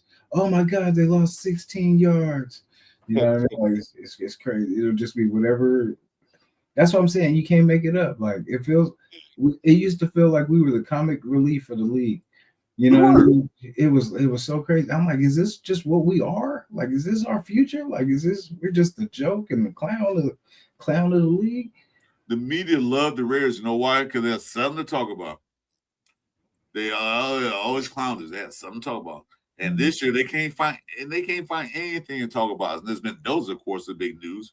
But now they're like, man, we don't know they're gonna be a joke this year. What are we gonna do? We Right. gotta find something to talk about. So they're gonna pick up somebody else. Shout out to Chris Berman too. He was the only one shoulders left. Raiders. Even Rich Eisen, man, he likes the Raiders. He like Yeah. he's gonna do better. He don't put us down, but he's a Raider fan. You can tell he's an undercover Raider fan. He had us in the playoffs, I think the Oh, he last is. years. He said he had us in the playoffs like the last couple years. We let him down. Yeah, he's an undercover Raider fan. He can't say it because he works for us, the media, so he can't he could, but he don't. Yeah. Yeah. One day we're gonna be right, y'all. One year we're gonna be right. No, it's soon. It's soon. I'm trying to tell you, bro. It's I mean, just like even with life. I mean, you can't guarantee something, but you definitely can put yourself in the best case scenario to have success find you. You know, if you do, if you lack certain things, like if you fail to plan, you plan to fail, like plain and simple. So we haven't been doing much planning, and so the results yield what they are. Now we have a plan. That doesn't mean that we're going to succeed, but it definitely gives us a better chance to succeed than we have been doing. And so I'm confident because if you really think about it, an expectation of 4 games, that's where everybody started off at 4 games, even 5 games. It's kind of embarrassing to be like, my expectation is 5 games as a professional. That's kind of embarrassing to me. So to me, being that Kubiak is the ultimate competitor, the culture that like we were trying to build a culture last year. Kubiak came in with the culture. And so I'm like, we're already streamlining what we're doing. So now, how does it translate on the field now? And that's what we need to see. I just don't think that we are a 3-win team or 4-win team. And if we are a 5-win team, that means whatever those deficiencies that we have, they reared their heads. So coming into the next year draft, we need to take care of those things so we can turn a 5-win team to a 9-win team or 8-win, 8, 9, 10-win team. And if we had 10 wins, usually 10 gets you in, but now with the one extra game, it may get you in. So I could see it being 10 wins in a couple seasons. Yeah, I can see us doing that within not this year, but next year. I can see us doing that once they figure out exactly where we stand at, what we need to accomplish that. Because if you look at last year, there's a lot of games we could have won. We could have won that Jacksonville game. We could have won that Chicago Bears game.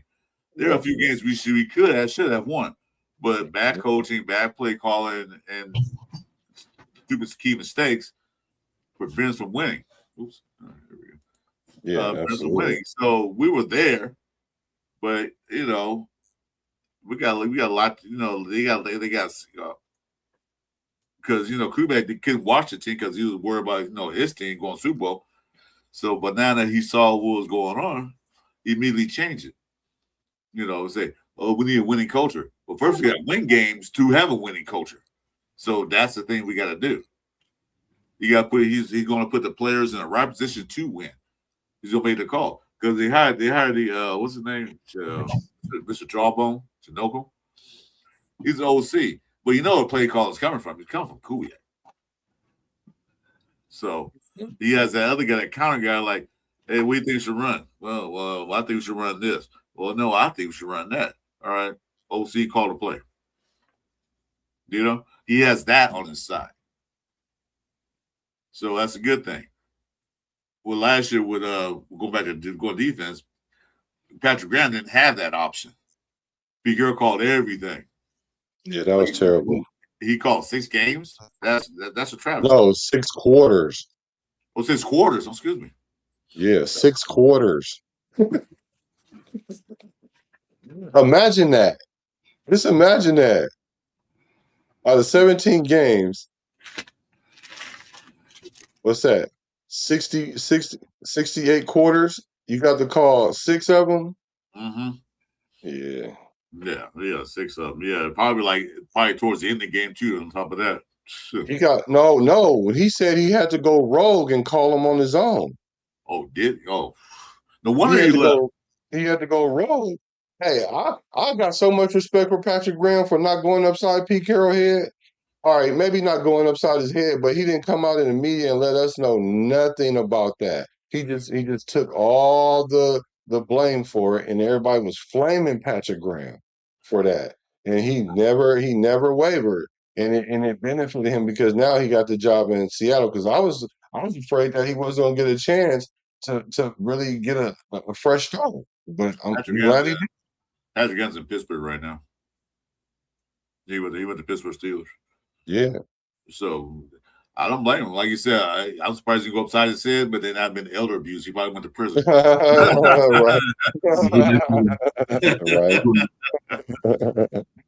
But yeah, because you look at the year before Peter got the defense wasn't that bad. I think we're in like the 16th or 15th position. Yeah, until the season caught up with him, because at the end of the day, if your offense can't score 14 points a game, that's an issue. If the offense can't hold to the ball long enough when it's 3 and out, interception or turnover, and then defense right back on the field. I think defense had more field time than offense did. They absolutely did. I think by like 9 minutes. Yeah. And if anything, it's supposed to be flipped. No, but yeah, the offense will stay on the field longer. Ball control, score points. Ball control, score points. Yeah. So that's what we're going to do this year. Not going to be 3 and outs every time. And that's why I say 7 wins or 6 wins, 7 wins. Like, because just for that alone, like the deficiency that we had was the coaching. Because by the time it gets to the player, you only giving the player like a 30% chance to succeed. So in this situation, by the time it gets to the player, it's going to be like an 80% chance that you're going to succeed. Now, if you don't succeed, it's because of you, not because of what we're doing to you or the position that we're putting you in. So that means we gotta go. We're gonna have to replace you, buddy. We like you. We like your personality. But like Kubiak said in the presser, we don't care about your personality. We want to know what you're gonna do on the field. Exactly. You don't care. I don't care. I went to my family house for a cookout. Well, that's fine. But it was on the field's happening because like defense, they did what they had to do. Mm-hmm. They got them off the field, didn't score. But as soon as they sit down, take their helmet off, they're right back in there. Like, geez, I just sat down. Like Gino doing the pick, guys. Let's go. Let's see. Yeah. So I think we'll do a lot better. Got running game. And speaking of running game, what do you think about the running game? Well, how are we going to do in that running game? So I was going to bring this up right after you guys were pretty much talking. Like, did you guys see the Mike Washington interview where he was like, I know every running back that was taken before me. And like just how obsessed he was, like if you watch that interview, like how obsessed he was with that, and I love it because he's playing with that chip on the shoulder, and like I know Genty is our guy, but I feel like he's a starter too, like you know what I mean, like so basically we got 2 good running backs, and I think with just a little bit of space, these guys are going to be able to eat. It wasn't like when we had Zamir, how he was struggling. I feel like who. Yeah, we don't say that. We don't say that around here no more. But name we don't mention. But you know what I'm saying? That's the one part I'm very confident in, our tight end room and the running back room. Like I definitely feel like that's gonna, which is good on the quarterback, because I feel like if the quarterback doesn't have to set back 35, 40 times, you know what I'm saying? That's actually the winning formula for us. Is running this ball, getting this running game going, and then play action if we got to, you know. Speaking of tight end room, they got Wade Chris Collier. I'm fine with that. He was always hurt anyway. I did like him, but they got rid of him. And then they pick up that guy Zach Kuntz or Kuntz. I don't know. Excuse me, YouTube. I don't know how to say it. It might be Kuntz. Excuse me, YouTube. So Kuntz. Yeah, that's one of the words. Like, dude, 6'8" and then 251 pounds. This big boy. Yeah. I thought they brought him mainly for blocking reasons. So the tight room just got better. Yeah. Yeah, I seen that coming. You know what I mean? Because I figure out of Lobby and him, Lobby's gonna make it, you know, maybe, and then Collier's kind of odd man out. So basically, Mike Washington is a power back, and that's what we had him kind of really for back there. Not really. Mike Washington, if you look at Arkansas tapes, I'll talk to Raider Ben because he's an Arkansas guy. Mm-hmm. He's not really that power back because most of his runs came from outside the tackles. Yeah, but he breaks tackles though. He can break. He can break tackles, but I don't think he's that power back that you're thinking of. I think he's a different speed back. Because Gentry, what he can do. Mike Washington, you have to play a game, but you got to look at he's more like Gentry need a breather. You can bring him in, and they won't take too far of a step backwards like Gentry to Zamir, which I don't want to say his name too much anymore. That was a big step back, step down. It's like going to a 5-bedroom house to a single. Shit, I'm not used to this. Yeah, you don't want to have a extreme drop off with the running back, because then the defense can adjust accordingly because they don't have to respect the run. But when it comes to Washington Jr., I call him bad intentions because he hits guys, he runs violent, and I wouldn't call him a power back. No. But he does run inside the tackles because I don't know how people are framing what a power back is, because a power back is a back that runs between the tackles majority of the time. I don't even think there's too many running backs like that other than my boy and Derrick Henry. Yeah, and there's some other ones, but he does run between the tackles. I think people are mistaken in that. I have a video on my channel right now where I played nothing but interior runs by him. Now, but that's neither here nor there, because Coach Kubiak is going to be able to scheme that up, because it's not that we're running power anyway. So we don't need a power back. So we need a guy that's going to run the zone and one cut and be out of there. And so the thing about Washington is that, and Gentry, that at any time, any one of them guys can take it to the crib. And that's what you want, because that's how you make the defense respect you, that if you give him the ball, that he really might score if you give him a crease. You know what I'm saying? So at the end of the day, if you put Washington in on third down and he break one for 8 yards, get a first down, you can leave him in on first down again and give him another carry, as you do usually if a running back has a pretty good carry. And then you can bring in Gentry in for a second down or even a third down. And so it just gives you versatility and unpredictability. That's the thing that we have going on with our team, is the unpredictability. We have that on offense and defense. That's why they want players that's able to do multiple things. So we're not easy to scheme. Because last year we were so predictable. We knew they knew the defense, like the defensive coordinator had the easiest job last year when they played against us. Like, well, we know they're gonna do. Easy. Barbecue chicken. Exactly. Exactly. But see, here's the thing about Washington and what Gentry can do. So they're gonna run a zone scheme. So they one cut away from taking it to the house. Yes. And then once they get to that second level, what is the Washington? He weighs 228, 6'2". There's no D-backs don't really want to try to go hit up with him. And Gentry, same thing. You saw what happened when a quarterback tried to tackle Gentry. You're like, get off me, man. That is Come that on. too. So you want that where once they get to the second level, they're going to be lights out. And that's what they got. One cut Yeah, away, you want them to lights out. one pass. Yeah, you want to make them. You want to make them have to make that business decision. So that's what you want to make that when it's 1-on-1 and you see that guy coming, you want that guy to have, like you said, you're not gonna want to keep doing that over and over and over and over and over, as Marshawn said. You know what I'm saying? You're not gonna want to do that. You're not. You got DB out there, man. I just had a baby, man. That's my last year of my contract. I just had a baby. I got to play some more. No, I'll try, but not hard. Right. Yeah, see, that's what we got. Dylan Lobby was not that guy. I like Dylan Lobby. I like his attitude, his character, his charisma, which don't mean that we're going to win games with him. But I think he's going to be more of a special team player than anything else. I think they should bring in one more running back, maybe a veteran, because they're talking about Sanders and a few other guys.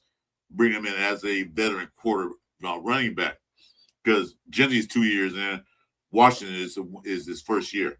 Lobby only been there 3 years, but I don't think he's the running back that we can use in certain situations, special teams. But I think they should bring in a veteran running back that has been in the league for a few years, that knows how to play. You know, teach these guys some things. Third down back. Roman Henby is another guy I think they should keep. Because you don't run between tackles, he can run between tackles. And in the end, that's all he was doing. He wasn't a quick cutback guy, but say one thing: when he ran through the line, he had a mission. He like, shit, y'all not tackling me. I'm getting to the first down or end zone, and you saw that. So I hope they keep him for that reason. I haven't been hearing much about him lately, though. No, I haven't either. But they got rid of Chris Collier, who was a veteran, and they kept him. So yeah, we'll see. We'll see in the preseason when they put the pads on, see what he can do. You know, keep him or not. But they only have 4 running backs right now. I think they should keep 4 or 5. Because maybe they put Henby on a practice squad. If all this fails, or they could lobby, I don't know. We'll see. Because there's 2 guys you know not gonna cut. That's obvious. Right. So the running back room look good. He said Jason, the tight end room look good. I agree. Yeah. So what's your biggest room that you guys are really worried about? Wide receiver. Huh? Wide receiver. Because if Jack Best ends up being our number 1, I feel like that we're in trouble. You know what I mean? Like if because they're gonna have to. I know it says you don't need a number 1, all that kind of stuff, but you do. You know what I mean? You need someone that's going to be a go-to playmaker that the quarterback's going to trust on third downs when we need it. You know, besides Brock. Like say if Brock's out for a breather, who's going to be that dude? You know, so we gotta. No matter what people think, that has to be established at some point. You know, you got to have at least a couple go-to guys. Malik Benson, I love. I'm hoping he can definitely, take one of these starting spots and, just prove himself.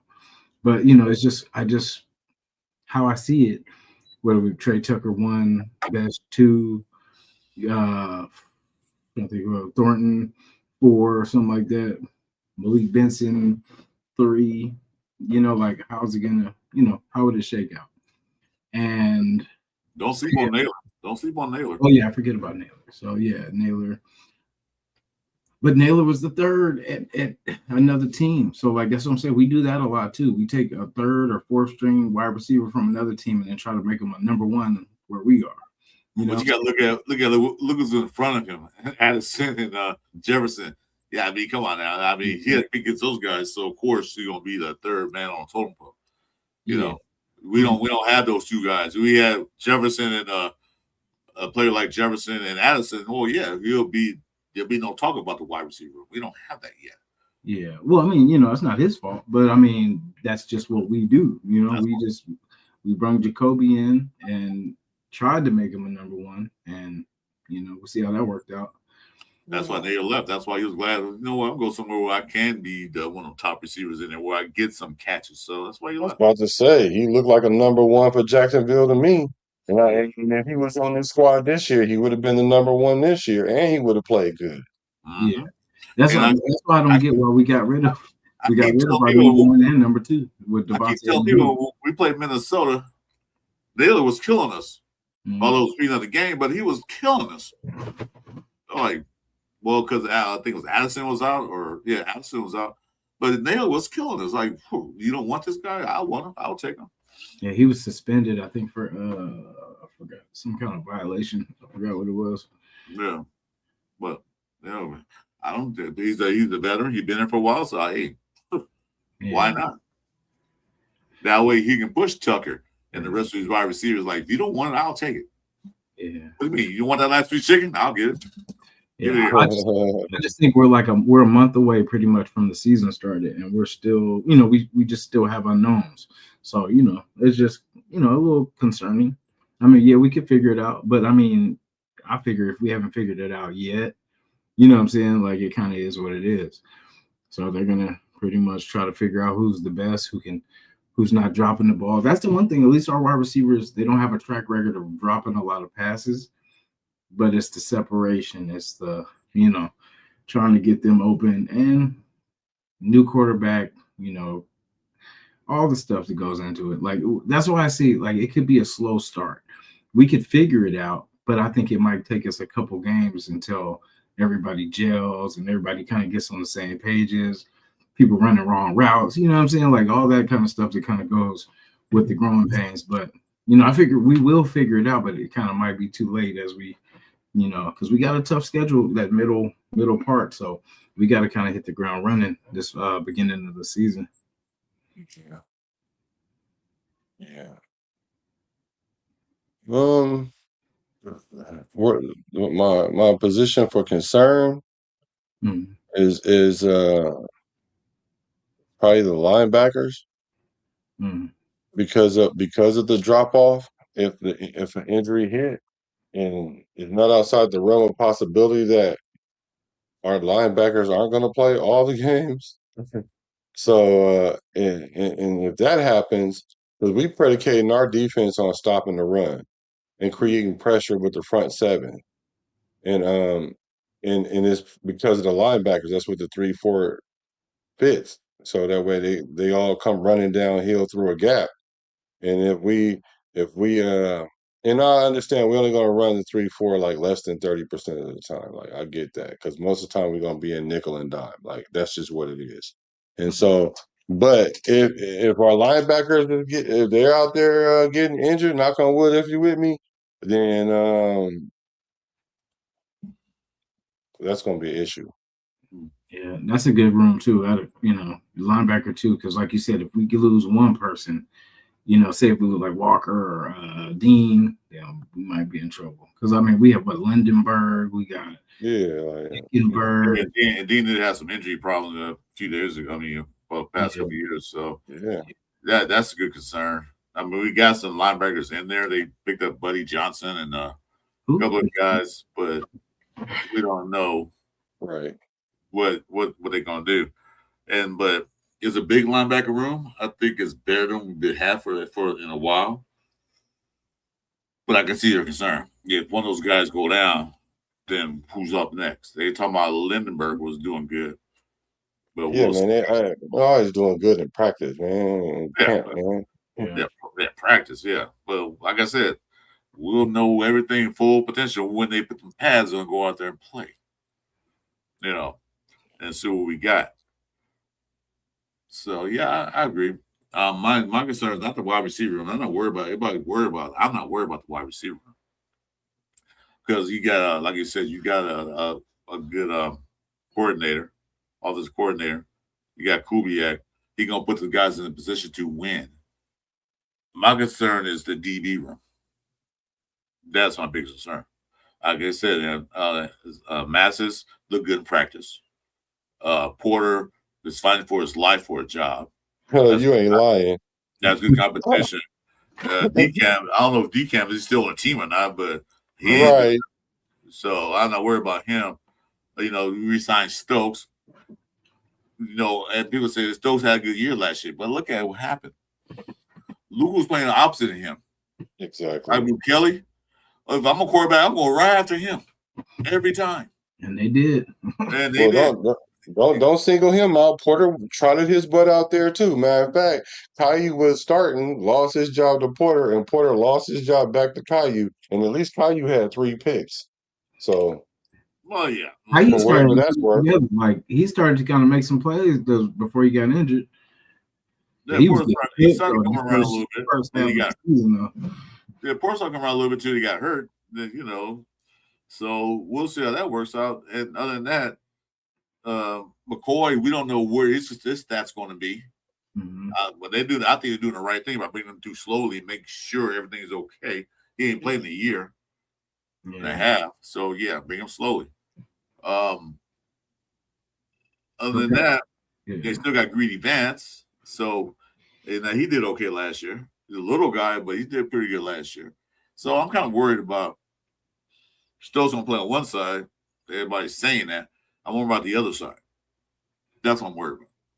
Our Cal guy's going to hold that down. He's going to come in there and fight. Master's going to come and get that. You talking about that junior college guy from Cal? I think Massis might take one of those spots though. Like, what I mean? It's a good shot at it. Yeah, because he's a dog. Good shot. He's going to definitely compete. But the thing is, against our wide receivers, it's probably not going to be that hard. You know what I mean? Like, that's the thing. They're good against our wide receivers, but what is it going to look like against Jamar Chase and Justin Jeffrey? You know what I mean? Like, that's why I want us to bring a wide receiver in. Yeah, we don't need it. We just but you can't compare those two guys because those two guys make everybody's TVs look bad. So. Exactly. I was about to say. I was about to say, who can guard them guys? Like, exactly. You make everybody look bad. but I mean, if we can't guard our guys, we definitely ain't gonna be able to go. You know what I mean? That's the thing. Like, yeah, that's true for sure. We need that good competition now because we're not gonna be taking Trey Tuckers and Jack Beshes. You know what I mean? We're gonna have real receivers. You know what I mean? That we will have to defend. So that's why I want them to just go through the fire. We got to go through the fire, man. Make it hard now so it's easy when it's game time. They are going to be practicing against a Clint Kubiak offense, so I think that speaks for something, though. Yeah. Mm-hmm. Yeah. No, I just worry about rhythm and stuff because, like I said, it's a month away from the season. They got to get timing right. They got to get, just make sure hands are where they need to be. All this stuff. So, I mean, I hope it, like I said, I hope I'm wrong. I hope it gels together. And we've had 3 number ones on this team the whole time. And we didn't know.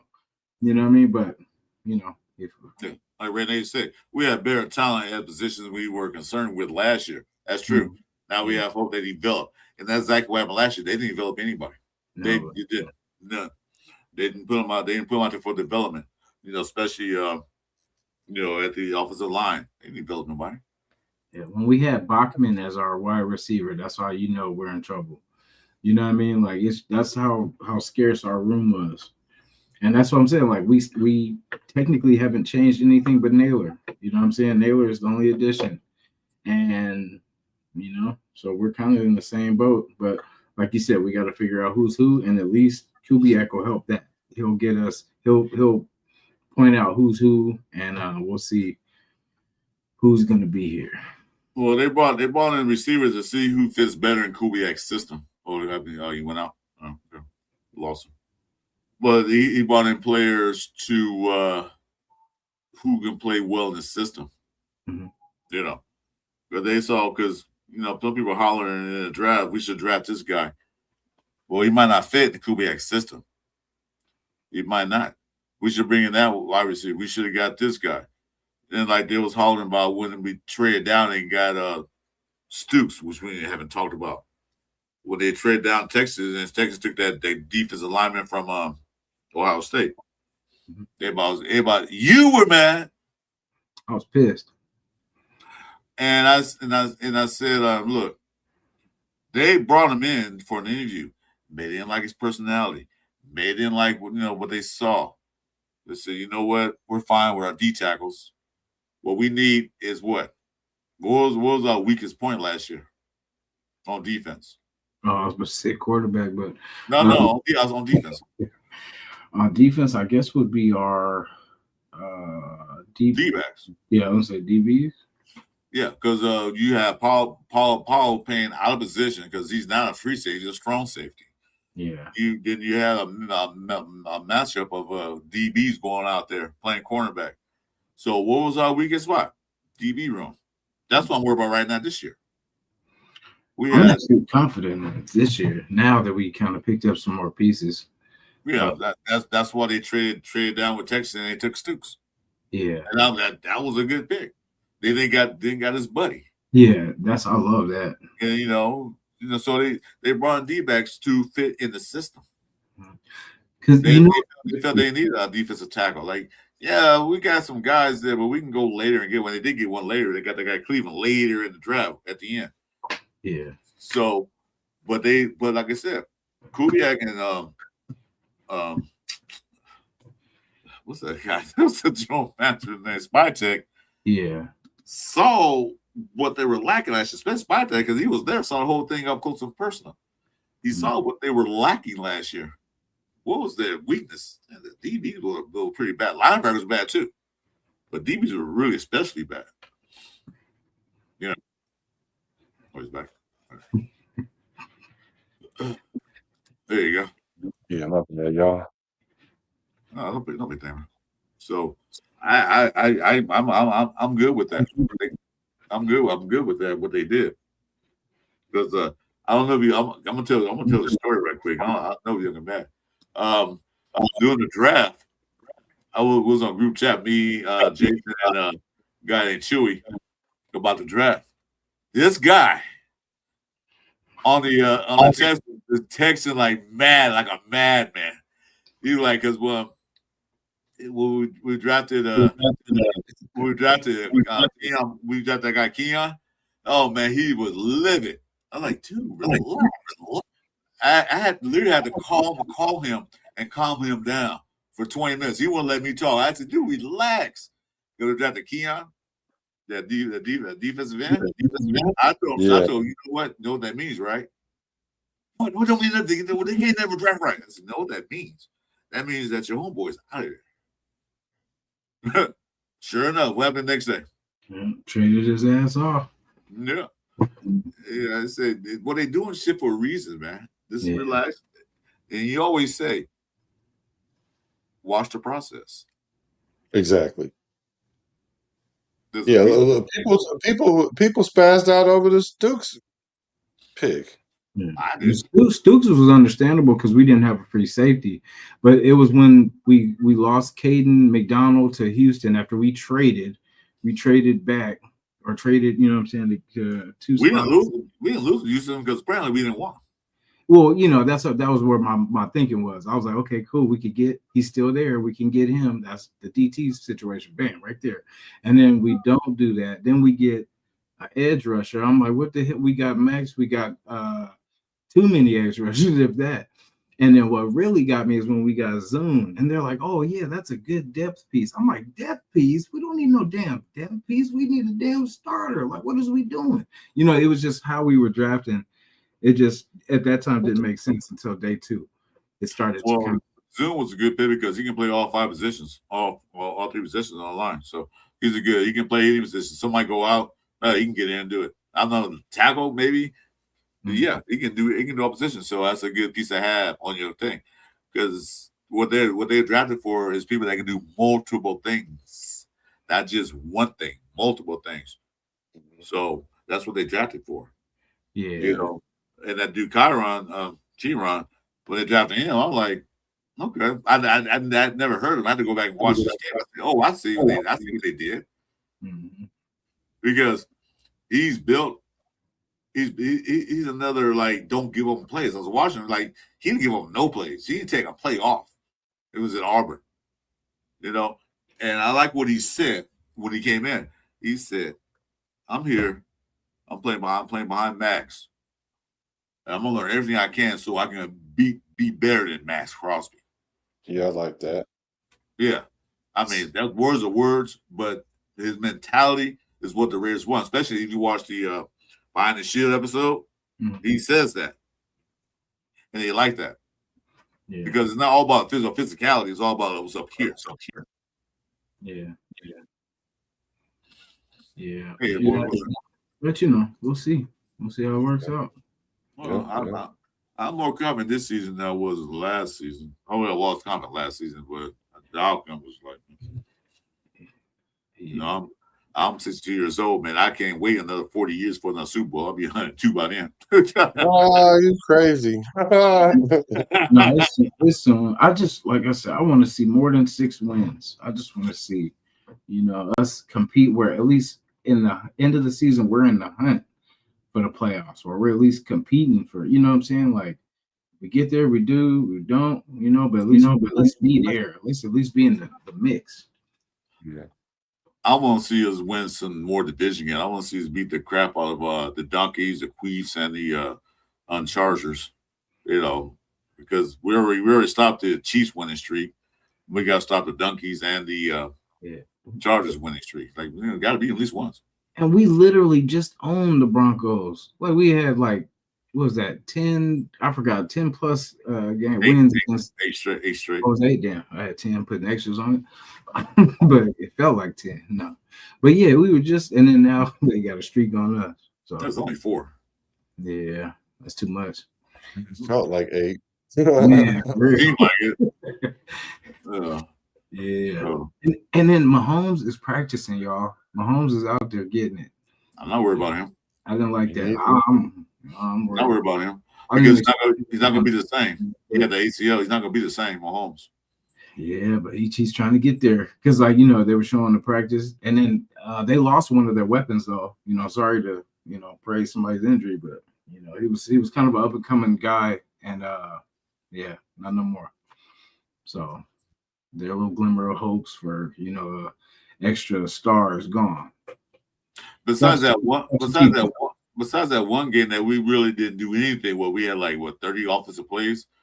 We were pretty much in competition with Kansas City. Even the first game played, we wasn't that off, but we did lose. They took it easy on us too at the end. Well, we did beat them, but that was no Mahomes there. But when we played Mahomes, they pretty much wiped the floor with us. 30 plays, come on, dudes. It's great. We got us great. Some teams get 30 plays in the first quarter. They call the dogs out all golf. I'm not really worried about the AFC West too much. I don't worry about the Raiders itself because a lot of them games were self-inflicted losses, bad calls, bad timing. When your first home game and your first play on in the game, you throw an interception to a team and get them 7 points right there. That right there, okay. So this is where we're going. Yeah. First play of the game for the Raiders, offensive play, throw an interception. Dude, really? And you still could have won the game. The Minshew plus the Geno years have been the worst back-to-back years I've ever seen in my life. You know what I mean? Don't get me wrong, we're not talking about a team that won a lot of games in my lifetime, but it's never been like this. You know what I mean? Like I said, we were always close. We were 6-7 games where we win the game, we could be in the playoffs, if not. But we've never done like this where, you know what I mean? The closest thing was that year DC came. You know what I mean? That 2 and whatever it was, 2-14.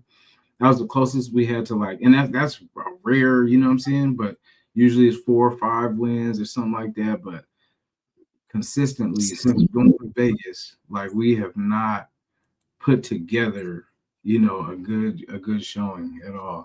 Well, how could we? How could we? We kept changing coaches every 6 months. It seemed like hire and fire and changing all these coordinators. How could we have? We had no consistency. We had nothing to.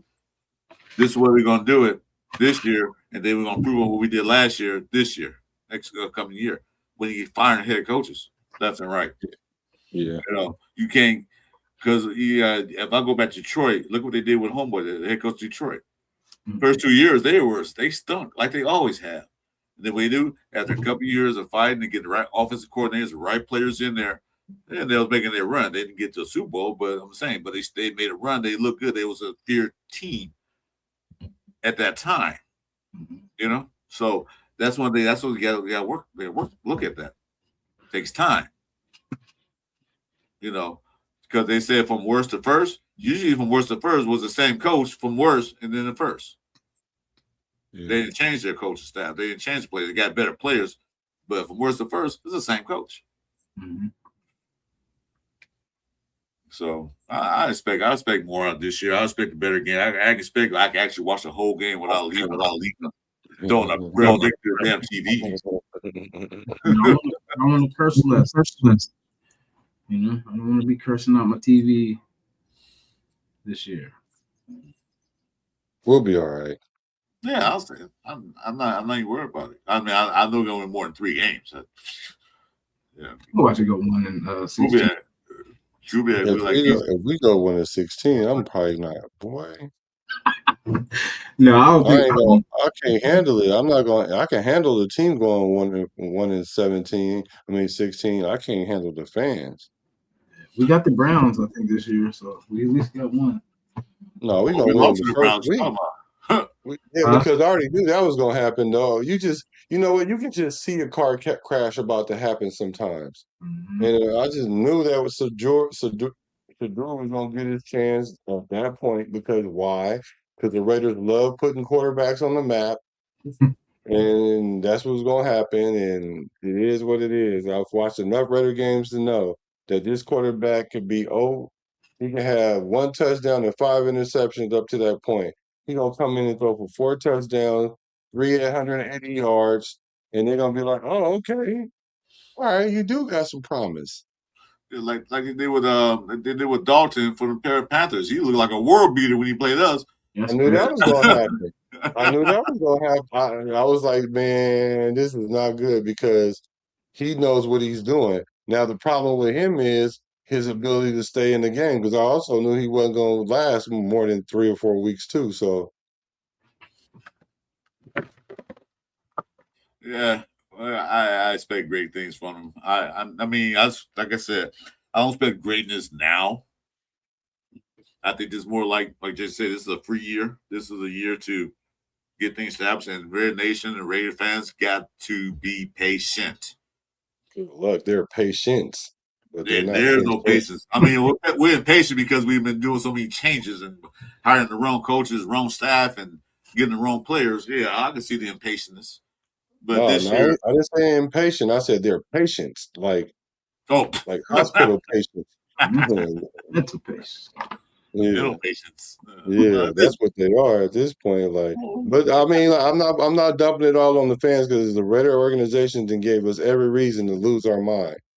Exactly. For years now, they've been like, we had that 1 year we went to the playoffs. Whee! But after that, like, come on. And then what happened? We went to the playoffs, then we fired them. Then we got rid of the head coach, hired them idiots. After that, been downhill ever since. Downhill. I mean, not downhill like slowly running. I'm like falling off a damn cliff. Yeah. Free fall. Yeah. Like you jump out of a plane with no parachute. They say, hey, you jumped on a plane, you forgot your parachute. Right. Around your ankle. 2 playoff appearances since exactly. But I'm not worried about playoffs. I'm worried about building this team up. I'm worried about by 2027, I can look at and be proud. I'm proud anyway, regardless. I'll walk around my Raider gear on. People say, "You're a Raider fan?" Yeah, I'll put soft for you. Why?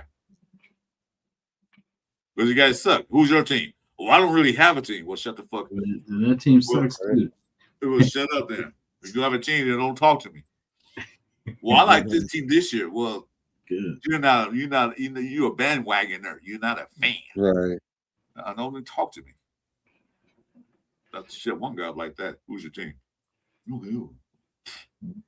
Now this is the beginning, like without injuries and all that kind of stuff. So it still looks pretty clear, but we'll see how this shakes out. We get them pads on Monday. Is it Monday or Tuesday? Let's get it. Oh, is it Tuesday? Yeah, it might be Tuesday. I think it was Tuesday. I thought it was too, because they got 2 more practices to do. I think they're off today. Or they're off Sunday. So they got 2 more practices. Yeah. Well, let's get it then. Let's get to it. Yeah, It this is will. what's because that's why I said that's why I really didn't want to talk until these times when the pads come on, because nothing means that everybody looks good running in shorts. You know what I mean? Like, oh man, he looks fast. He looks real fast. He's catching that ball with nobody on him, doing real good. But it's like when they start competing, like when we get to Houston or when Houston comes for the joint practice, that's when I want to listen. I want to hear what that looked like against a professional defense like that. You know what I mean? How that offense looked against them.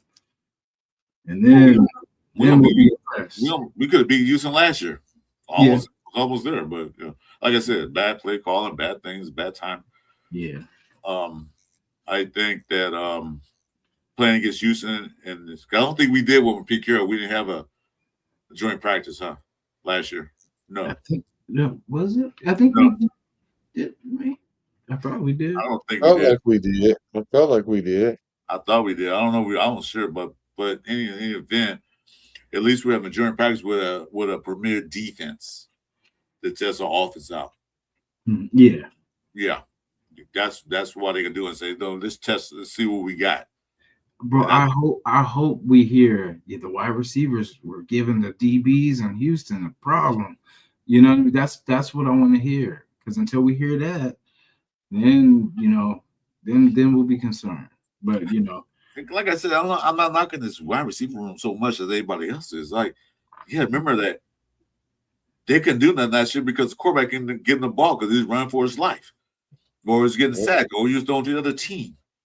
So they really get a chance to do anything. The ball that they had come to either short, too high, or too low. Yeah. Because we had joint practice last year against the 49ers, by the way. I just want to throw that out there. Okay. Oh, what's the Niners? Okay. 49ers are. Which is a good one too. I like going with good, with solid teams that are good defenses. Playoff teams. Yeah. No. So we'll see. Our first piece of the game is coming up after that. After a few weeks. Can't wait for that. We'll see your boy Mendoza out there eventually. Can't wait. Mm-hmm. And they'll probably throw AOC out there. They probably throw that dude Jacob Clark, which nobody's talking about because nobody's talking about him. Right. But see, the reason why I like this because it was oh my God. Hold on a minute. Oh my God, this dude's in here. Give me a second. Who, Furpo? Got to do this. Hardest working man in show business. As you take it off? There we go.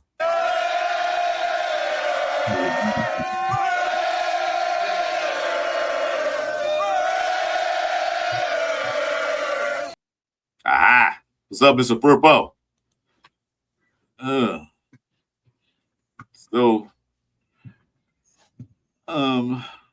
What am I talking about? I forgot. Go ahead, say something. I forgot what I was saying.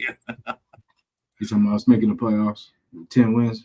I didn't say that. I know I didn't say that. 10 wins every year on your back. You know what I mean? Upside down, you win 10 games. Oh, I just see 10 games. I like to see 12 games. Hey, I like to see the Raiders go 20-0. You know what that means? That means they won Super Bowl. So, that's what I want, but that's fantasy land. Listen, we live there. We go there often. We'll see. Like I said, we're the type of team we surprise. Like the year you think we won't do nothing is the year we surprise. I haven't thought that at all because the time I thought we're not going to do anything, we did exactly what I thought. We're not going to do anything. Kirk at quarterback is interesting. It really is, though. Like, because if anybody can get the best out of these wide receivers, it's going to be Kirk. Yeah, just getting it to the open guy, and that's what I said. That's it. You could be 6 to 8 games. You know what I mean? It depends on how it goes. Like, if we lose to Miami, it's over. Remember, Chris, how I said by game 2, we'll know. If we lose to the Chargers, it's over. No, I said the Raiders go 20-0. That means we win the Super Bowl. 12 wins, I'm fine with that too. Hey, I'm fine with wins and losses. I'm not here for that right now. I'm here to see us play better football. That's all I'm gonna say. I know we got to develop a lot of young guys. We got to get cohesiveness. We got to get the offensive line right. We got to get the linebacker core right, the DBs. There's a lot of things we got to fix. We also got to fix the place kicker because we got Tokyo 2 out there that's I heard out there killing it. See that part too. That's until we get our There's kickers. only one position in this whole team, I think, that we have to worry about anything. Punter. Not to say that's a goddamn punter. Yeah.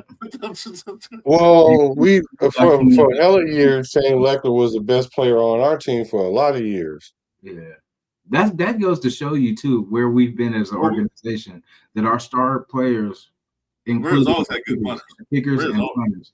Where's always had good punters? From Leo Eric Blues, we had Leckler with punters, not kickers, punters. Yeah. Oh, but I mean, but we've always had like star kicker punter combos because we didn't score too many touchdowns, so we were kicking. Ooh, they had a lot of practice. That's why. They were in rhythm. As far as our kicking competition, I did hear that Matt A with the G being silent. I heard he hit all his field goals, and I heard Tokyo missed one. But I'm not really looking too much into that. What I do want to see is how they perform in the preseason, because that is so. As much as preseason is not much like a real game, I guess, as we saying it loosely, or as I'm saying it loosely, in the kicking game, it's legit. It's legit. That's a legit opportunity. Like, that's legit. So we're gonna see. And the thing about Tokyo Toe is he's a college kicker, so it's not many chances he got to kick 55-yard, 56, 57-yard field goals. And maybe I'm just spoiled from Janikowski, knowing that if we trot him out there from 54 on out, that we really got a good chance of it going in.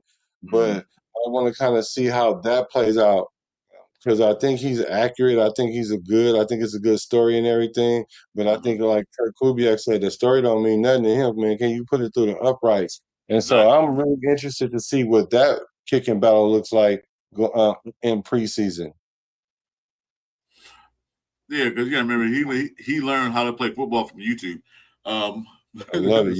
He learned how to play He played at YouTube University.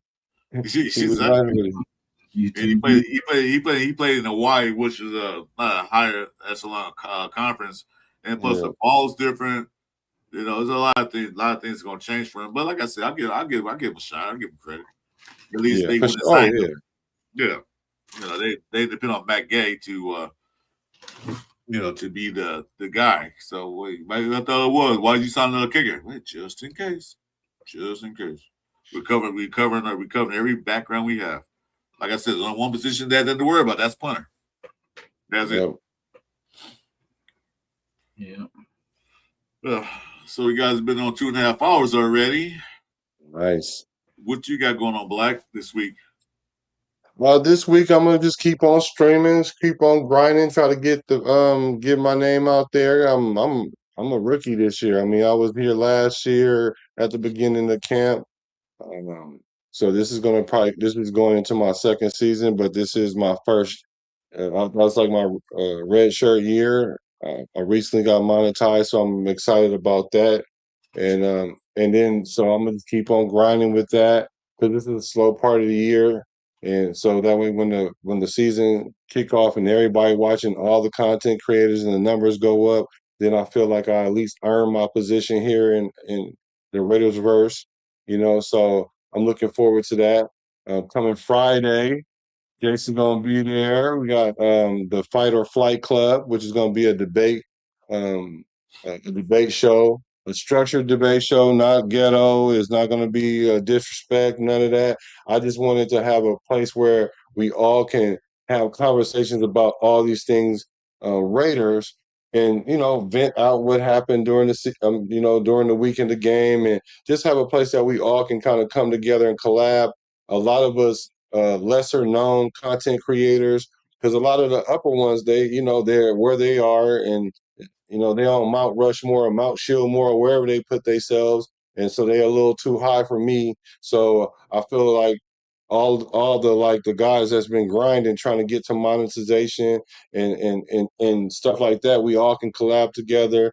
We can, we can share with each other audiences and get our names out there, and also just have fun at the same time. So that'll be Friday at 8:30 West Coast time. So if you're a Raider fan, you might want to pull up to that because I think it's going to be really, really fun. And I'm looking forward to Jason popping out for that. And you're any Raider fan that's been Raider fan 45, 50 years and on, like the gold members, like I have the utmost respect because I'm 53 and I've been a Raider. Like I said, I was born into it. So we understand when we say it feels different, and it's not because of I don't like to lead with feelings, but this feels different because it is different because of the way we're structuring things. So we're gonna talk about a lot of hot topics and just get at it, and have fun. So that's what I'm looking forward to this week. You said Friday 8:30. Yes, sir. I might pull up in there. Yeah, that would be nice. No, I would love that. All right, cool. So I don't know. Jason decided. Yeah, I gotta wait for him. He's the boss. I don't know if we're gonna do a cover 3 Tuesday night or not. We should because that's where they put the pads on. We can talk about that. So other than that, I really haven't done anything because it was nothing to talk about, and that's why I like it. Because like, what can we talk about? Nothing.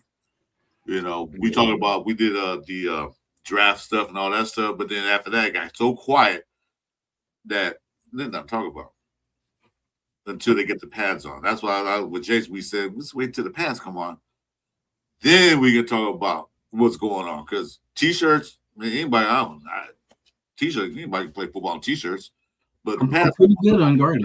You know what I'm saying? I'm pretty decent unguarded, man. I can throw some mean spirals with nobody chasing me. For real. Yeah, but I do want to thank you guys for allowing me the time on your guys' program. I've watched this show for a minute. I'm subscribed and everything. So you guys make sure you subscribe to the gentleman's channel. I mean, I don't know if you guys really realize how much work goes into this. It's a lot more than just it's a lot more than just popping on the camera and just start talking. It's a lot more to it than that. So I respect what you guys do. And thank you.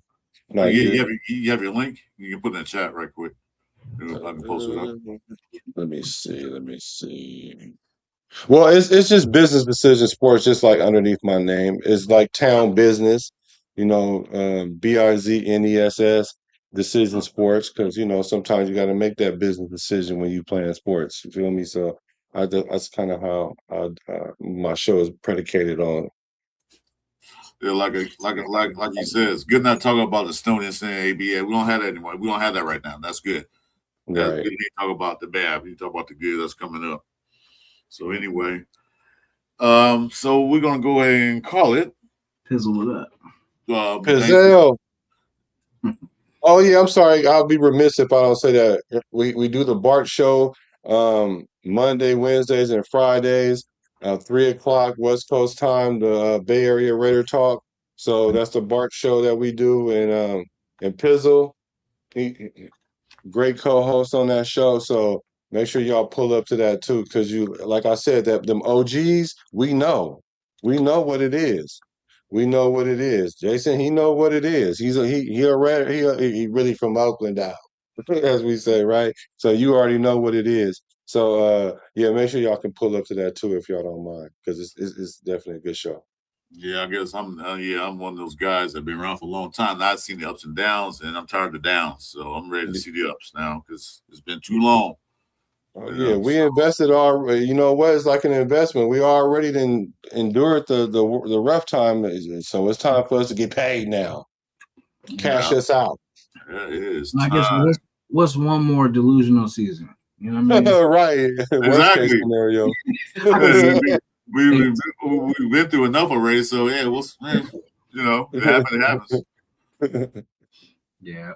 Okay. Hey, I can see it's 8 to 10 games this year. You know what I'm saying? Hey, the closer we get to the season, it's probably we'll be at 12. You know what I mean? Well, they're the biggest. Their odds are against 4.5 wins. They're like, okay, well, damn, that's 1.5 wins more than last year. No, Vegas got it at 5.5, and they want and they say you should take the over.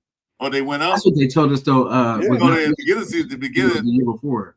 Right well, yeah, that was before. That's before the I guess that's draft. before we. Yeah, but I think that we're at 5.5 now, and they say take the over. I mean, Is like, it- so I'm like, we better win 6 games at least then, because that should be we should be cool with that. Not cool with the 6 wins, but that's twice as many as 3. So It's better than Yeah, well, three. there you go. Yeah, because at Yeah, least but we can as I talk about. saw that 4.5 right Mm. before the draft. Oh, Four and a half. Like, okay, well, that's okay, good. That's one more. That's 1.5 more than we won last year. So okay, well, whatever. right, 5.5. Okay, well, that means 6. If we can beat yeah. Miami, that's what I said. If we beat Oh, Miami, man, if we win 2 out of the first 3 games, and I think we play Kansas City in one of them games. I thought we played the Chargers. We played Miami, the Chargers, and who else? And then I think we play Kansas City. But either way it go, we mess around and win a couple of them first couple games and beat a struggling Mahomes or a not so Mahomes. yeah, because I think Max can get to him now. But I think Mahomes is a smart QB. He's gonna get the ball out of his hands quick. If he starts, if Yeah, he plays, yeah. Well, no, I mean he's practicing, but he's running around now. He looks like he's on pace. well, the ACL tells they're gonna, got to worry about that. The game guys is like, we ain't trying to hear. Oh shit! Oh, lost me again. My bad. The game, they were saying, I ain't trying to hear that. I'm claiming that we about to win some games. Let's get it. Yeah, That's right. Exactly. yeah. Crawford, yeah. Of course, they're gonna play a lot, so not gonna play the stars too much. Crosby's not gonna play that much. They probably put Kirk Cousins out there for a couple of series in preseason, take him out. Shuffle in between the 3 other quarterbacks. So you don't expect all the stars, the main stars, to play. Like Cole Miller's not gonna play that much. Lindenball probably play a little bit more because they want to get the flow. But don't expect to see all the stars out there, because after first quarter, you can forget about seeing stars out there. First week of cuts will be the Cameron Richardson. He'll be in that first wave. Damn. Well, I Right. mean, DCAM called a stray. Yeah, that's true, because I don't hear anything about DCAM and Camp. Nothing. I seen him like just standing there, but as far as making plays, nah. I think he's out. I don't think his head's in the right place anyway. Yeah, I forgot they lost what's his name too, Worthy. Well, not lost him, but he's some shoulder injury from last year still. Ooh, Worthy? Yeah, Worthy got banged up. I think it was either the day before yesterday or yesterday. Sure, we're talking about Kansas City. Yeah. I ain't worried about what Kansas City got. Shoot. Well, I mean, that's our toughest, you know what I mean? Like, so we got to always know what they're doing too. Because it's what we do, but we got to know what the people around us in our division are doing too. Yeah, I agree.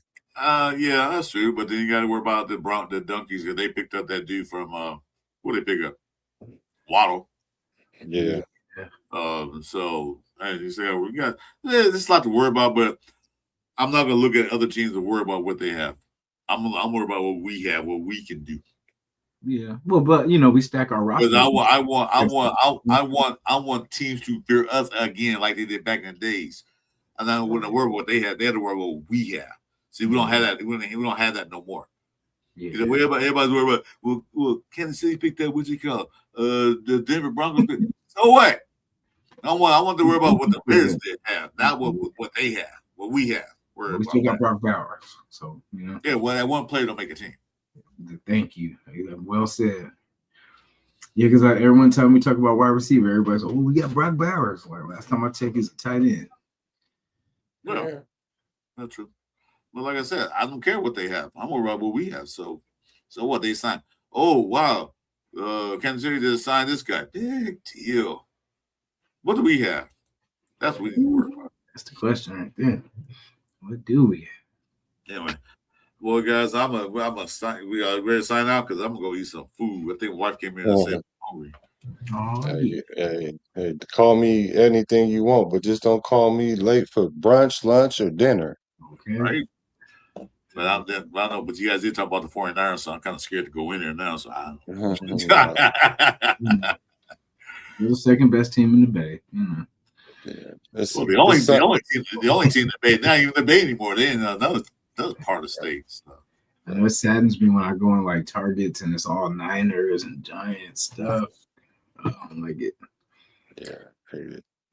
But you know, respect to all. All right. So with that being said, guys, hey, thanks Black for coming in, man. Join this morning, man. Appreciate your input and everything else. I'll probably try to jump in Friday. Mm-hmm. Check it out. Yeah, come check it out. I think it's gonna be cool. You know, I just need the support from the nation because I'm creating that for the nation. You know, because I hear a lot of things about that we want to be able to collab with each other like that, but then it's always some kind of weirdness that goes on amongst these content creators, and that ain't gonna stop me from trying. But sometimes, you know, it just keep trying. One day it'll come into place because you know, we'll have it. We'll get it done. That was my intent because I want to come and talk to the Raider fans and the Raider Nation because where I live, there's not too many Raider fans in the middle of the damn desert. So I like to sit and talk to you, see what you guys think. You know, get my opinion out there. That's the reason why I did a new channel. I'm not monetized yet, and I don't even worry about all that. I don't even care if I reach the monetization because I'm not worried about getting paid by YouTube because it ain't that much anyway. But I just want to talk to people. I want to meet different people. Like I just met you. The first time I seen your show, but the first time I met you. Yeah. I just watched Red Twine. First time I met when we did a live show. So I like to meet people, talk to people, and like get their opinions about it. Because everybody has a different opinion about the Raiders. Mm-hmm. You know, I got my opinion, you got your opinion. Jason don't have the opinion. He likes Kansas City. Jason a bully. Yeah, exactly. No. I don't want no problems, man. I was just team, man. I love my squad. He had that boy on stage talking about, I don't want to see you. Wait a minute, but Black, either you kick him off or are you never see it again? I'm like, is this what we doing? I'm like, what's that last show? I don't think I watched it. Go back and watch it. Yeah, you might want to go in there and peep that because that was something. I'm telling y'all, my shows be epic. I don't plan them out like that, but I'm telling you, it's always something that's going to happen on there that's going to be epic. I promise you. It's not that I try to do it like that. It just is. It just is. Yeah. Well, one thing about Jason, because I mean, we did a show together when he gets triggered, man, and ain't no stopping him. Like, Jesus. To his credit. I say, dude, calm down. No, to his credit, though, because I wasn't reading the chat. And so when I looked up, and I saw the thing I saw the message said, but I'm really from Oakland, though. I just, wait a minute, time out, what's going on? And then, but he was saying it in another context. And then once it all got into context, and then I shot him a message, and he really was receptive. And he was, and like I said, I love the fact how he handled it and everything, because Brett took what he said out of context, and then it went left. And so I was like, how did we get here? You know, and I was just giving Jason a hard time, calling him a bully because Brett was crashing out because he thought Jason was looking for him. And Brett daylight with a flashlight. You like come to find him over a comment? Like I'm like, like come see me. Right. Be on the same team. Right. Because he said next time I see you, we can handle it because we was talking about the show on Friday. That's what Jason was talking about, and that's what I thought he was talking about. But he was thinking he meant in real life, like the next time I see you, it's on. Brett live in Canada, so I don't even know why he even felt that way. But hey, who was it? What's his name? Like I'm gonna go all the way out there for a car. I'll forget what it was by the time I get out there. Yeah, for real. What was his name? I'm gonna go watch it in a minute. But what was his name? No, it's on my show, The Business Decision. I don't want to put his name out there just because I just ain't. But I'll tell you when we go off. But people that go to the channel, they'll see it. It won't be hard to find. Trust me. But see, like my boy Frank says, somebody has to guard the gate. Right. Yeah, somebody got to guard the gate, right. But shout to bro though. Respect to bro. Yeah, shout out to bro. Yeah. Like, just difference of views, and that's fine. That's fine. Yeah, and to his credit, he did apologize for taking it the wrong way. So to his credit, that too. Yeah, I think we cleaned. We got back. Yeah, we on the same page.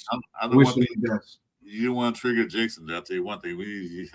No, it's an Oakland thing. He like that pit bull, man. He Yeah, won't let yeah. you go. It was. I was kind of getting just more frustrated just because I think it was just a missing of the point of. It's not that we're not just representing that they left us in Oakland. It was the Bay Area, California in general. Like it's not just one city that was upset. Like it's not. Right. We're not talking like bitter people. It's just, you take something from someone break into your house and take your stuff. You know what I mean? You're gonna be a little hot. So we got a team. Speaking to another state. You know what I'm saying? So it's like, it was a little. I mean, we still love them, but I mean, you can't help but to feel the way we feel. But like I said, once we start winning, you know what I mean? It'll kind of take a little of the, because if the point was to move, and then that was gonna equivalent some wins, it's not working too well. You know what I'm saying? Yeah, but not at all. Right. That's what everybody was saying when they were like, watch, we gonna start winning games once we move. And it's been a rough one, man. But yeah, you don't want to trigger no dude from Oakland because once they go there, they're there. It's just they're already mad they lost their team. So don't piss them off more.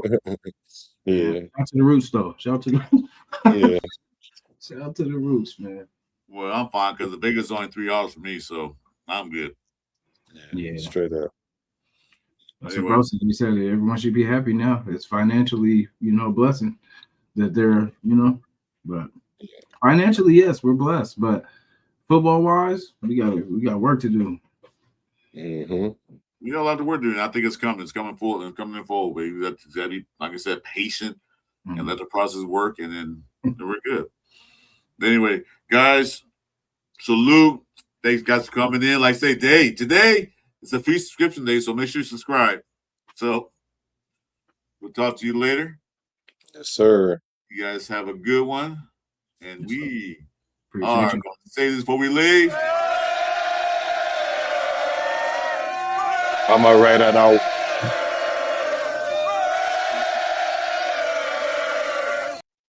And have a good day. Have a blessed Sunday. Stay safe. Keep clean out there. Don't do anything stupid. See you guys. That's good.